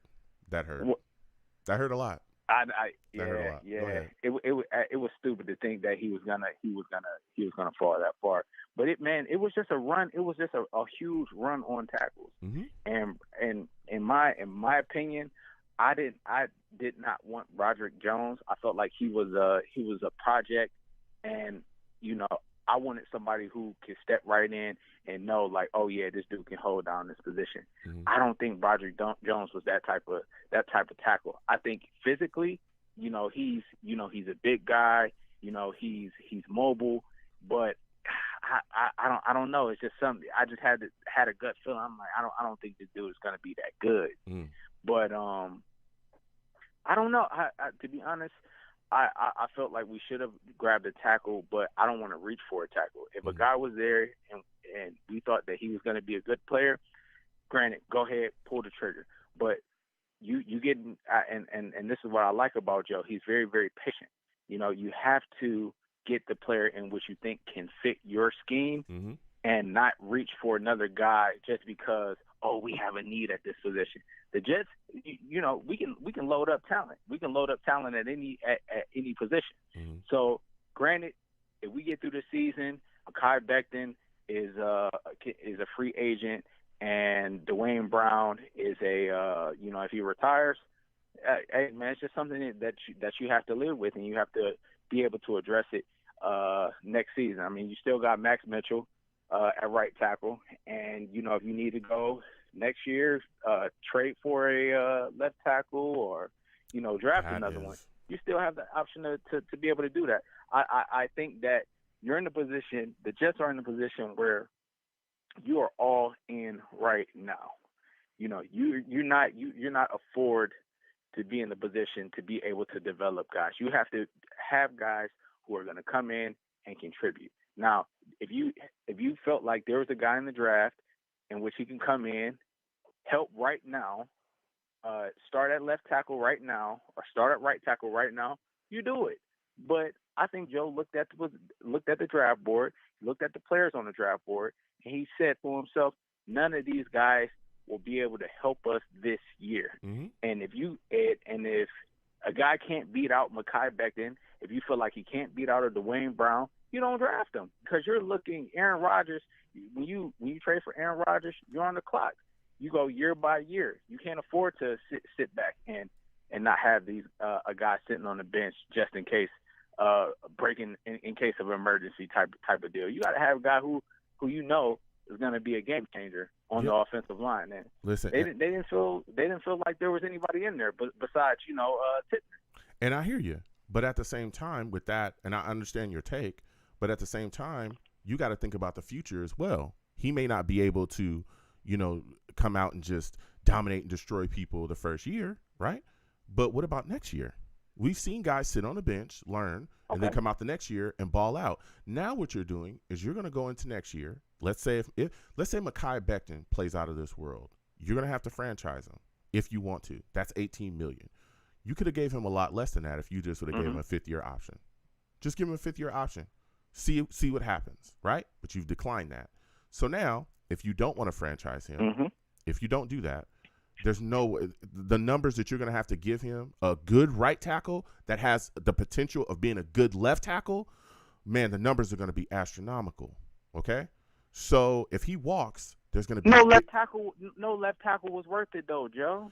You seen the guy that the Jacksonville Jaguars drafted. Yeah. Man, Will McDonald was eating his lunch in the highlights that I've seen. Yeah, but making him look silly. Yeah, but Will McDonald is not a bum. I know a lot of people thought he was a bum just because they didn't know him. But Will McDonald is actually a really good pass rusher, good player, and I get that.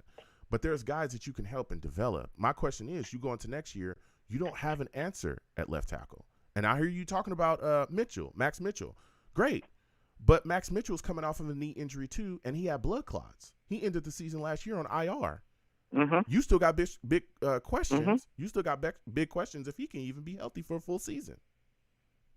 He only showed you a couple of games where he was solid. So and I'm not knocking it. He was good. He was good. Let me ask you this. Let me ask you questions. this, Go Joe. ahead. I'll give you the final word on it. Go ahead. Our starting five, as far as offensive line, right? Are you comfortable with it this year? If it plays out, are you comfortable with it? Who's starting at left tackle? Dwayne Brown or Becton? Dwayne Brown. Dwayne Brown. Okay, so you talking Dwayne Brown, Tomlinson. Are you comfortable with who's it? the center? Mm-hmm. Are you asking for Pittman. my picks at starting offensive line, or are you naming the picks for me? Who's the center? Is it Tippmann? I'm just or saying. Is it McGovern?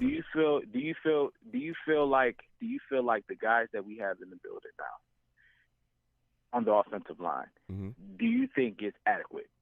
Yeah, I think it's moving adequate. in for this year. I think it's okay. Yeah, I think it's and adequate. I feel like that's what Joe. That's how he assessed the draft. He said, hey, if we can get a guy who can upgrade us at the position at left tackle or right tackle, cool, I'll grab him. But you know what, Joe? Nobody was there, so he's not gonna reach and take a guy just to take him. We're looking for next year. We have a left tackle. We're gonna need a left tackle for next year. No, he's not looking at it like that. Can this guy help our team right now? Is there a guy who can beat out Mekhi Becton in this draft? And he felt like none of those guys were good enough. Okay. And if you're a GM, if you're the GM of the team, and you feel that way, and you're a fan of the team, okay, Joe, I trust you that your assessment is good, and you feel like none of those tackles were good. Cool, I'm cool with it. As long as you get a guy who can contribute this year and make plays this year, then I'm fine with it. I'm fine. Okay. I'm not worried about 2 years from now. Because to be honest, if you're looking at it that way, shoot, we should have drafted a quarterback then. If you're looking at it that way, because we don't know what Aaron Rodgers is going to do year to year. So you might as well go and draft a quarterback. Here's the thing is, right? I mean, I think Aaron Rodgers is going to play here at least 2 years, right? At least 2 years. Now, even though we think that the offensive line, and I think the offensive line is decent, there's still questions, though. There's questions if Dwayne Brown can stay healthy. You just talked about Mekhi Becton. He ain't played in 2 years. So those questions at tackle would lead you to believe, like, hey, we got to have some type of young blood here, right? Just in case. Some type of young blood, especially going forward. That's just my thoughts on it, all right? Especially when we're talking about, again, Sulla and all them speaking about. It's totally fair. It's looking like, again, if you listen to Sulla, it's seeming like they love Dwayne Brown. And that Mekhi, they're looking at Mekhi probably being on that right side again. And if that's the truth, bro, this could end up bad. He's built to that stuff, Joe. That's why Dwayne Brown is built to that stuff. Oh my goodness. That stuff where he could have packed it in and took his $10 million and he could have went home. But you know what? He didn't. He stuck with it. He didn't complain. He didn't even have the season that he normally has, but he hung in there and he went through the BS.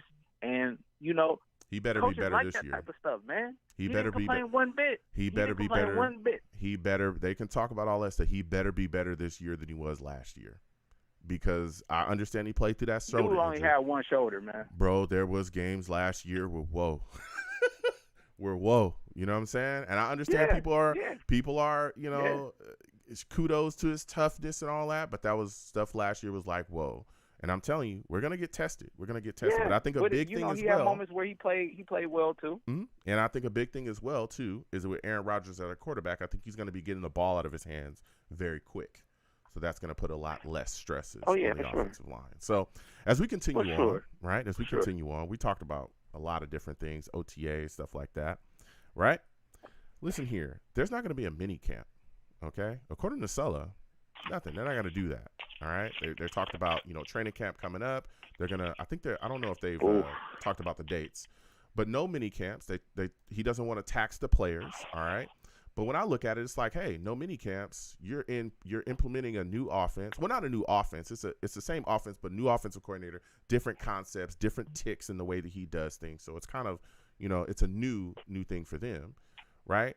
You're trying to implement that. You got new players here. Guys are trying to figure out their way. You got rookies here as well, Tippmann being one of them, who we expect to take a significant spot here on this offense. A lot of people already have him pegged as the starting center.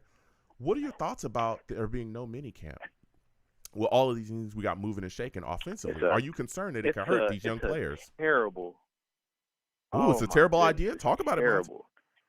It's a terrible idea because if you're not going to have a physical mini camp, at least you can have a mental mini camp, meaning that guys can kind of get in that routine of going through practice habits and just walk through and understanding how to play the game of football and have a better relationship with your coaches, understanding your players. The mini camp is more than just physicality and competing. It's more than that. It's building camaraderie. So when you go to training camp, you hit the ground and you're running. Yep. I think it's a bad idea. I don't think Saleh is that good of a coach to be able to, say, hey, we're not doing any type of mini camp, especially when you're coaching for your job. Like, that is just a horrible, horrible, horrible idea. I don't care how physical the practice were in those OTAs. Man, you got to get guys in the building. And then also you got to think about this, man. There's a big dead period that's that's in football, And when you have guys going to mini camp, it's forcing them to be in shape, be engaged. When they don't have those mini camps, you're just allowing them to just find trouble, get lazy, things like that. You want to kind of keep them focused, players focused, because it's so easy just to say, hey, I worked out this summer, I'm just resting my body, getting ready for training camp. Because you know why? Because the coaches said so. Coaches wanted me to get rest and stuff. Nah, you don't have to have practice, physical practices. Just get those guys in there, learn the playbook, learn each other, learn the game of football, preach what you want them to learn, and just, I don't know. It's just a bad idea, man, in my opinion. And it could backfire in the long run, because those first couple of weeks in the regular season aren't looking too easy. Oh no. So you want to have you want to have players mentally engaged and everything, man. Listen, I don't know. I keep telling people it ain't gonna be sweet. Okay, I know. Look, we got Aaron Rodgers. I love it, but listen, these teams this year, everybody, the eyes are on the Jets for sure, right? We got 6 primetime games. It could be 7. I think they can flex out one of the games we have later on in the season as well. It could be 7 primetime games. We gonna be on the top of the list. Remember all the days, Monty, where they was like, oh, we were like, we never see the Jets on ESPN. They never play our highlights. We never hear about. Oh, we gonna hear about Jets all day and all night on every big sports network. We're going to be talked about. And there's a lot of people looking for the New York Jets to fail. And not only that, guess what? There's a lot of teams that are circling us on their schedule now. Not because, they're bad. It's because these are the dudes that's coming in that are good. And they're going to get – all these teams that we think are trash, they're going to give us their best shot week in and week out. Because the Jets are coming. Right. The cameras are coming. Yo, can I and my mama's going to be watching. Go ahead. Give me your thoughts. Right. Now, if we didn't have Aaron Rodgers – do you feel like he would be doing this right now? Who would be doing this? Saleh? Saleh. Do you think he would cancel minicamp? No, because Zach Wilson needs all the work that he can get. If Zach Wilson was our starter, we need all the work we can get. I would think that he wouldn't. Right. So my thing is he, and this is just the way that I picture it. I could be wrong, but I'm looking at it like this. He feels that we don't have to have minicamp because we have Aaron Rodgers. Yeah. So that lets me know that he is not going to prepare the way in which he needs to prepare, because he feels that I'm going to war with Aaron Rodgers each and every week. So not saying like he doesn't have to coach or prepare as much, but he's relying on Aaron Rodgers to get him out of a lot of stuff, get the players out of a lot of stuff. And I don't think that's fair to Aaron Rodgers, because, I feel like even though he can, I don't think you're supposed to put that kind of pressure on players. And as a coach, you're supposed to coach as much as possible. And I feel that since he's canceling minicamp, that's what he's doing. He's putting all the pressure on Aaron Rodgers to get us out of all the bad stuff that we go through, and he doesn't have to do and prepare as much because he knows I have Aaron Rodgers. Wow. I could be wrong, but that's the way that I'm looking at it. And I don't think it's right for Aaron Rodgers. I don't think it's right for the team. Mm-hmm. And even the press conference that he had a couple weeks ago, where he said it's only a couple teams that can win the Super Bowl each and every year, and every coach in the 32 says that we have a chance to win, but it's only 6 teams that actually have a chance, and I feel that we are that team. Mm-hmm. Oh, okay, Robert. Yeah, but now you're talking a lot because you feel like Aaron Rodgers is just that dude. Mm-hmm. And I get it. Aaron Rodgers is an amazing quarterback, but that still does not take away from the fact that you have to do your job.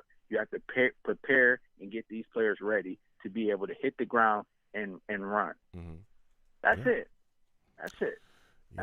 You know, I just don't like what's going. I just don't like what's going on with our coach right now. I think he's kind of fanboying a little bit with Aaron Rodgers, and I honestly I don't like it because I could tell you one thing. We were good on defense last year.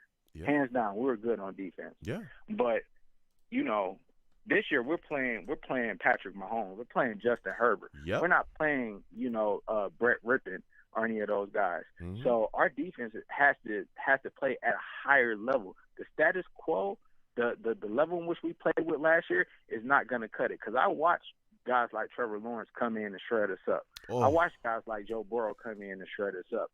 And Goff. We think that we can just go out there and golf. If we think that we can just go out there and just play the way that we played last year, it's not going to cut it, man. It's not going to cut it. And if they watch that film and they think that going against Justin Herbert and Patrick Mahomes and all these good quarterbacks that we had, Jalen Hurts. If he feels that's enough, if he feels that that's enough, then he's sadly mistaken, man. Mm-hmm. The Jets got to step their game up on defense a lot. If we plan on winning the Super Bowl, if we plan on competing, we got to step it up. We got to step it up a lot because we got built out a lot with the schedule last year, and we definitely got to take it up a notch. Yeah, I mean, we're going to be playing the top teams, especially if we want to get to where we need to go.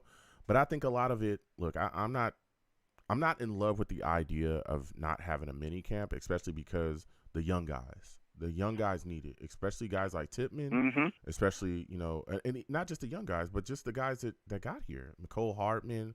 These are guys. Even Garrett Wilson could use this. You're going in there. You got a new quarterback. You got Aaron Rodgers, and I understand the guys do the works behind the scenes. They're probably going to be in the facility anyway, just working. They're going to put things together. I'm very sure of it, right?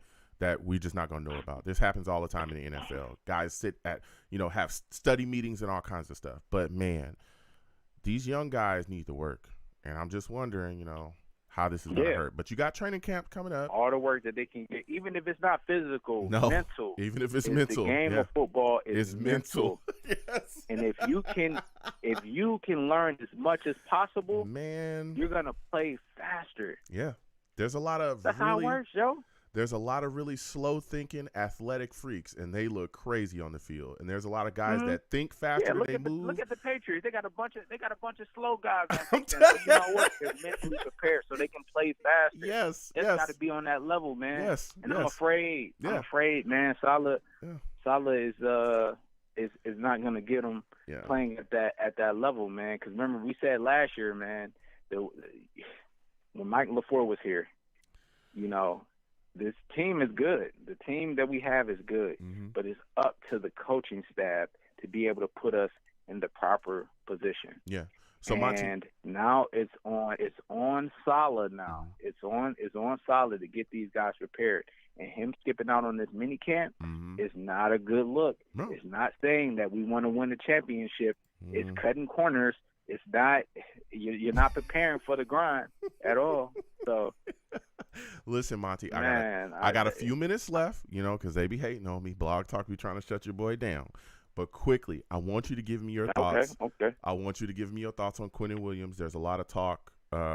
Sulla today talked about them being confident that the deal is going to be done before training camp, and he's going to be back into, the Jets facility doing what he does and being the same guy he was before the contract situation started up.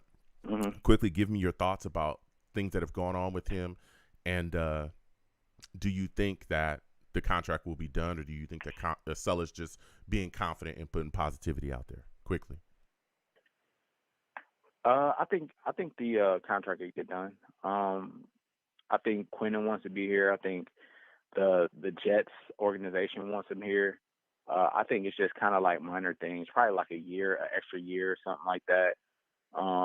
That they're probably haggling over, and they haven't put a real emphasis on getting the contract done, because they were dealing with so many things with Aaron Rodgers restructuring. They were going to try to find the money to be able to pay Quinnen. Yeah. But if I'm being honest, I think it's going to get done. It's not a problem. Okay. And if it doesn't get done, if Quinnen, I don't know. I don't know what the terms of the contract is, but I mean, me personally, even given, I understand how important Quinnen is to this defense, but to be honest, you want me to be 100% honest, giving the defensive tackle $25 million and he only played 60% of the snaps is something like absurd. Wow. But unfortunately, we're in a position. Yeah. We're in a position where we need him. Yep. He's really good at what he does. Yep. And we can't really do anything. We can't really do anything about it, because if we don't have him, we saw what the defense is without him. So we need him. So I feel like they'll get it done. Yeah. Another one quickly before I let you go. Dalvin Cook. There's rumors of him to the Jets. Mm-hmm. Yes or no? Are you with it or are you not with it? I'm with it. I'm with it because you don't know what Breece Hall is going to be next year. Man, running backs take a long time to kind of come back and become themselves from ACL injuries. You don't want to put him in a position where he feels like he has to rush back. Or even if he does come back and he's just not feeling himself, you don't want him to be hear the boos. You don't want him to feel that like he's letting the fans down. No, you got to bring a guy in here who has experience, is dynamic. He can relieve the pressure off Breece Hall to where he feel like he doesn't have to do as much. And he's Dalvin Cook is just a amazing player. He's only going to make your team better. And $10 million, man, dude, that's nothing for a running back. Okay. And Dalvin Cook in a Breece Hall tandem. Oh my God. Okay. What? Listen, Monty, Man, I got to slide off. breath every single time. I'm telling you. All right. I hear you. Good takes. Listen, it's always great to speak to you, Monty. I got to slide off, but I want everybody to remember that Monty was the guy that said that Jamal Adams wanted to be a Jet and was going to stay here. You know what I'm saying? What? Bro, what are you talking about, man? I'm just saying, I remember that. Salutes to you, Monty. Again, I want to thank you for calling in. Next time I have a show, I want to hear from you. I haven't talked to you in a minute, my friend. It's always good to talk to you about the Jets, man. Oh, yeah. Yeah. For sure, man. I've been busy lately, man, with the kid. I told you last time I talked to you, man, I had a little girl, man. And congratulations. Congratulations on your child as well. Keeping me busy. Yeah, congratulations on the child. Thank you. Healthy, happy, enjoy Take yourself, it easy, man. All right, you have a good one.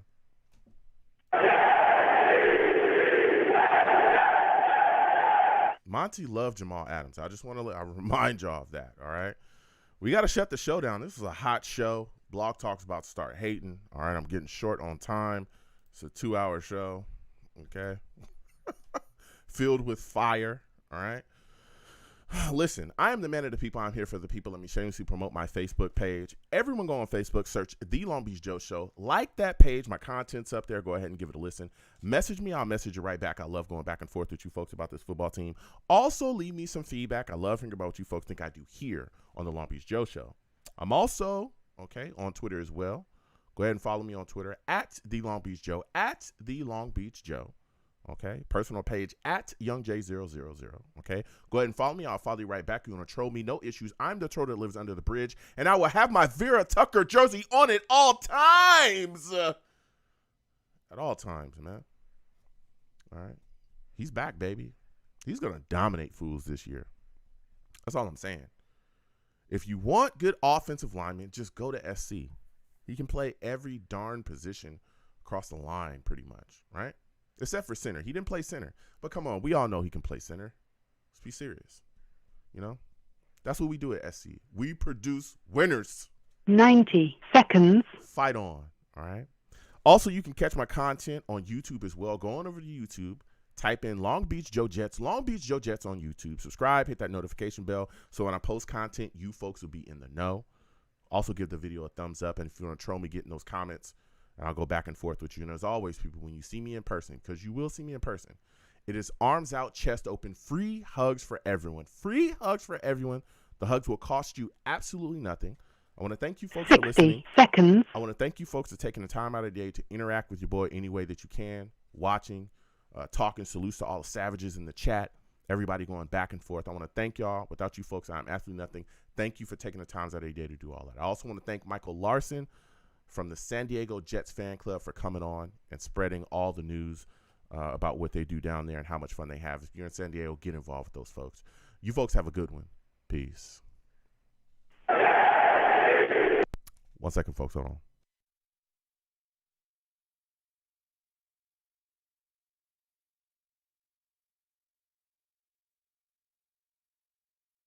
Pow, I should be back. Okay, listen. Salutes to everybody. I want to thank everybody for watching, man. This was a hot show. We had quite a bit of callers. For those of you that are new, okay, exclamation. Oh, whoa. Hold on now. You didn't caught me slipping. Hold on now. Exclamation point links in the chat brings up my link tree. That link tree has the links to all of my content and all of my social media as well. Please follow me across my social media platforms and talk to me, because I'll talk back. I go back and forth with a lot of people. Some people hit me up and just talk about life. They don't even want to talk about the Jets. I'm all about it, you know. Some people say I give great advice. I help people out. Go ahead and do that. Also, as well, I have a reactions channel. Please go down there and subscribe to the reactions channel as well. More reactions coming on the way. We're having a lot of fun just exploring the internet together, all right? So please get involved with what I'm doing there. Check out my videos. I got more videos coming too, so we have a lot of fun doing that. But please subscribe to all those channels, and there's more content on the way. Excuse me. More content on the way, okay? So we got that coming. And, of course, we have a blast here on this channel. Again, if you have not subscribed, please do. Listen, I take live callers, as y'all know, as y'all heard, okay, for my new people that are watching. Please make sure your background is good when you call in, okay? Make sure you have a good phone. I can be able to hear you. Make sure your connection is good. If you're calling me from a phone that you found in a dumpster at Home Depot, bro, if I can't hear you and my audience can't hear you, I don't know what you expect me to do. I'm going to have to move on from you. Make sure your connection is good. Make sure you don't have any crazy background noises as well. Sounding like a wind tunnel, or you sound like you're in a muffler of a 78 Chevelle. I can't do nothing with that, okay? Get it together. Make sure I'll be able to hear you. I want to hear your takes. That's what this show is about, connecting with people and listening to people and having that discussion. All right. There's two things I don't allow on my show. One of them is cursing. Don't call into my show cursing crazy. I will get you out of here. Woo, I'll get you out of here, buddy. Don't do that. All right. I don't like that. And this is a family show. I understand that the New York Jets at times, especially in the past, have taken us there because they've been very upsetting. But there's no cursing on my show, so don't do that. Okay. I don't curse, so you won't either. Also, don't call in trying to yell over me. I'll get you out of here for that too. We have discussions here. Believe me, I will give you more than enough time to talk, as y'all saw tonight. And we have shows where the lines are hot too, but generally are hotter, even hotter than they were tonight. They were hot tonight. We had callers tonight. We have callers, you know, not to toot my own horn, but, you know, if y'all watch me, we get callers. I want to have that discussion. People want to have discussions with me. I'm all about it. Listen, about 5, 8, maybe 10 minutes at the most. I give people time to talk, and believe me, I allow you to get your takes out all the way, even if I disagree with them. Okay. Even if I fully disagree with your takes, I still want to hear it, right? Because I want to hear your perspective. All right. And maybe, you know, your perspective may change my thought process about something. You know, that's what I'm all about. Having that discussion. All right. I'm all about respectfully debating. So when you call in here, please be prepared to do that. Okay. Don't call in here all crazy, yelling all crazy. I understand passion. I'm all about passion, but don't be, don't do all that. Okay. Because my audience needs you to be coherent.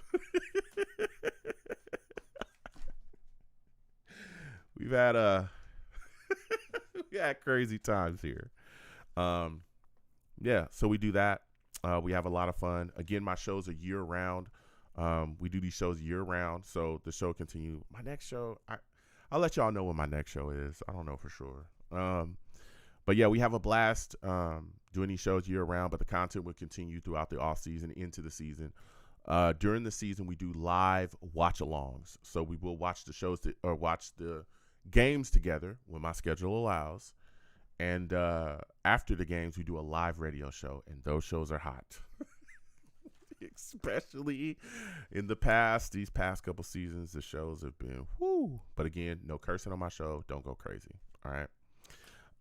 Also, this number right here, that's the number to the show. I've had people hit me up and they were confused about what the number to the show is. This is literally the number to the show.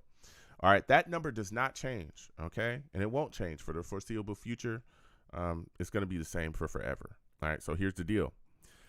There are people that have perfected this. They have perfected this because they are veteran callers. They've been watching me for a minute, and I appreciate them. I appreciate everybody. But I do appreciate their attitude towards ensuring that they are heard earlier and more often than some people. I appreciate their hustle is what I'm saying.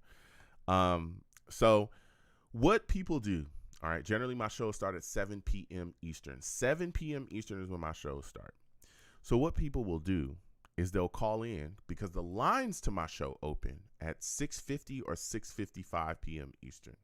I believe that's when they'll open.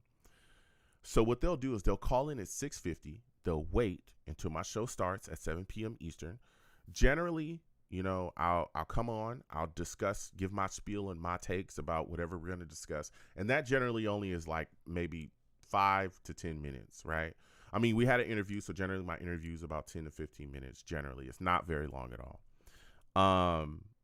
And then right after I get done with that, I go straight to the lines, as y'all saw it tonight, because I want to hear from the people. And those people just wait, and they're on early, and then boom, they get on. That's how a lot of people get on the show early. Now, again, if you call in and 30 minutes to 40 minutes to the show, believe me, you're gonna get on the show. Even if lines are hot, we're moving through. You're gonna get on the show. Just be patient.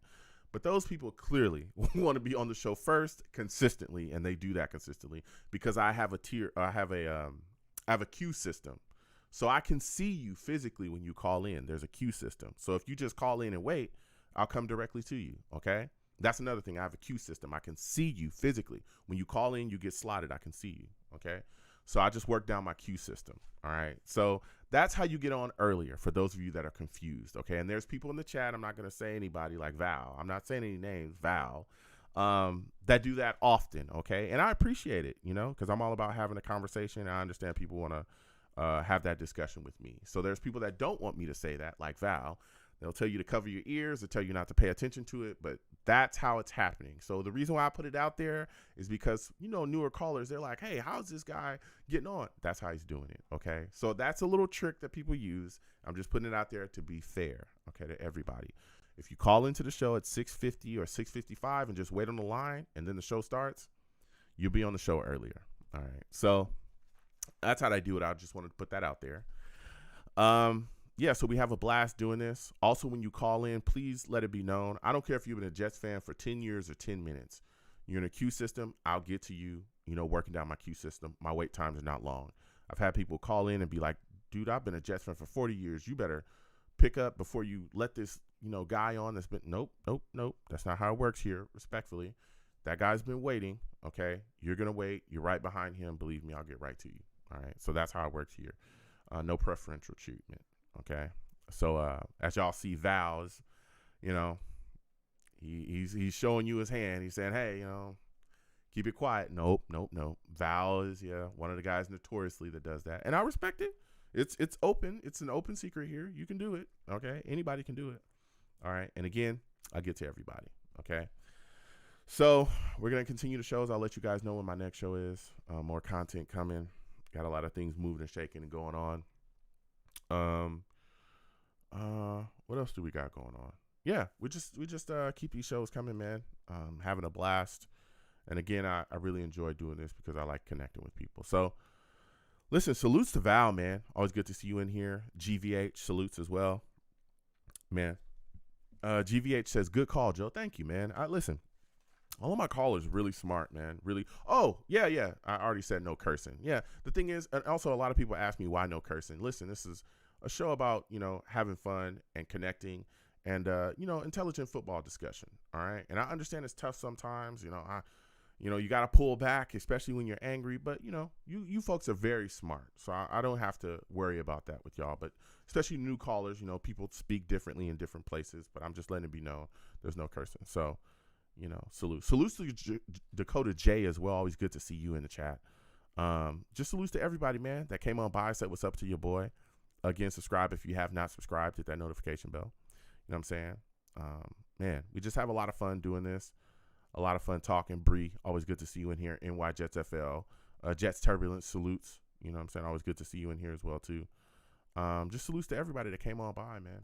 You have a lot of fun. A lot of fun doing the show and doing our thing. So, yeah, man, listen. We also game on this channel as well from time to time. I knew I was... We'll get back to the gaming. Again, my schedule's crazy. I'll get back to that soon. We play Outlast, NBA 2K, Madden. So if you ever see your boy pop up and you're like, oh, Joe's live, what's going on? And you come in here, you see a game and I'm talking and everybody's in the chat. Don't be shocked, okay? Come on in, join us, and talk about, what we talking about. Have the discussion. Sometimes we be in here talking about the Jets. I just go back and forth with the chat while I'm, playing Street Fighter or whatever. Your boy's going to be playing Street Fighter 6. I don't know who I'm gonna. I have an idea of who I want to play. I'll just say that, but I don't know yet. I definitely gotta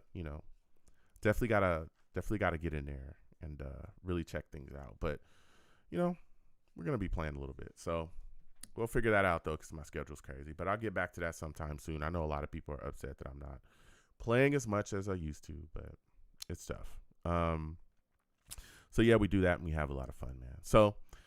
I'm going to get on up out of here. Listen, folks, be safe, okay? Be safe. There's a lot of crazy people out here in this world. Don't ask me why. Just world is getting crazier. People are getting crazier, but it is happening, okay? Be safe. Sit down with your friends and your family, okay?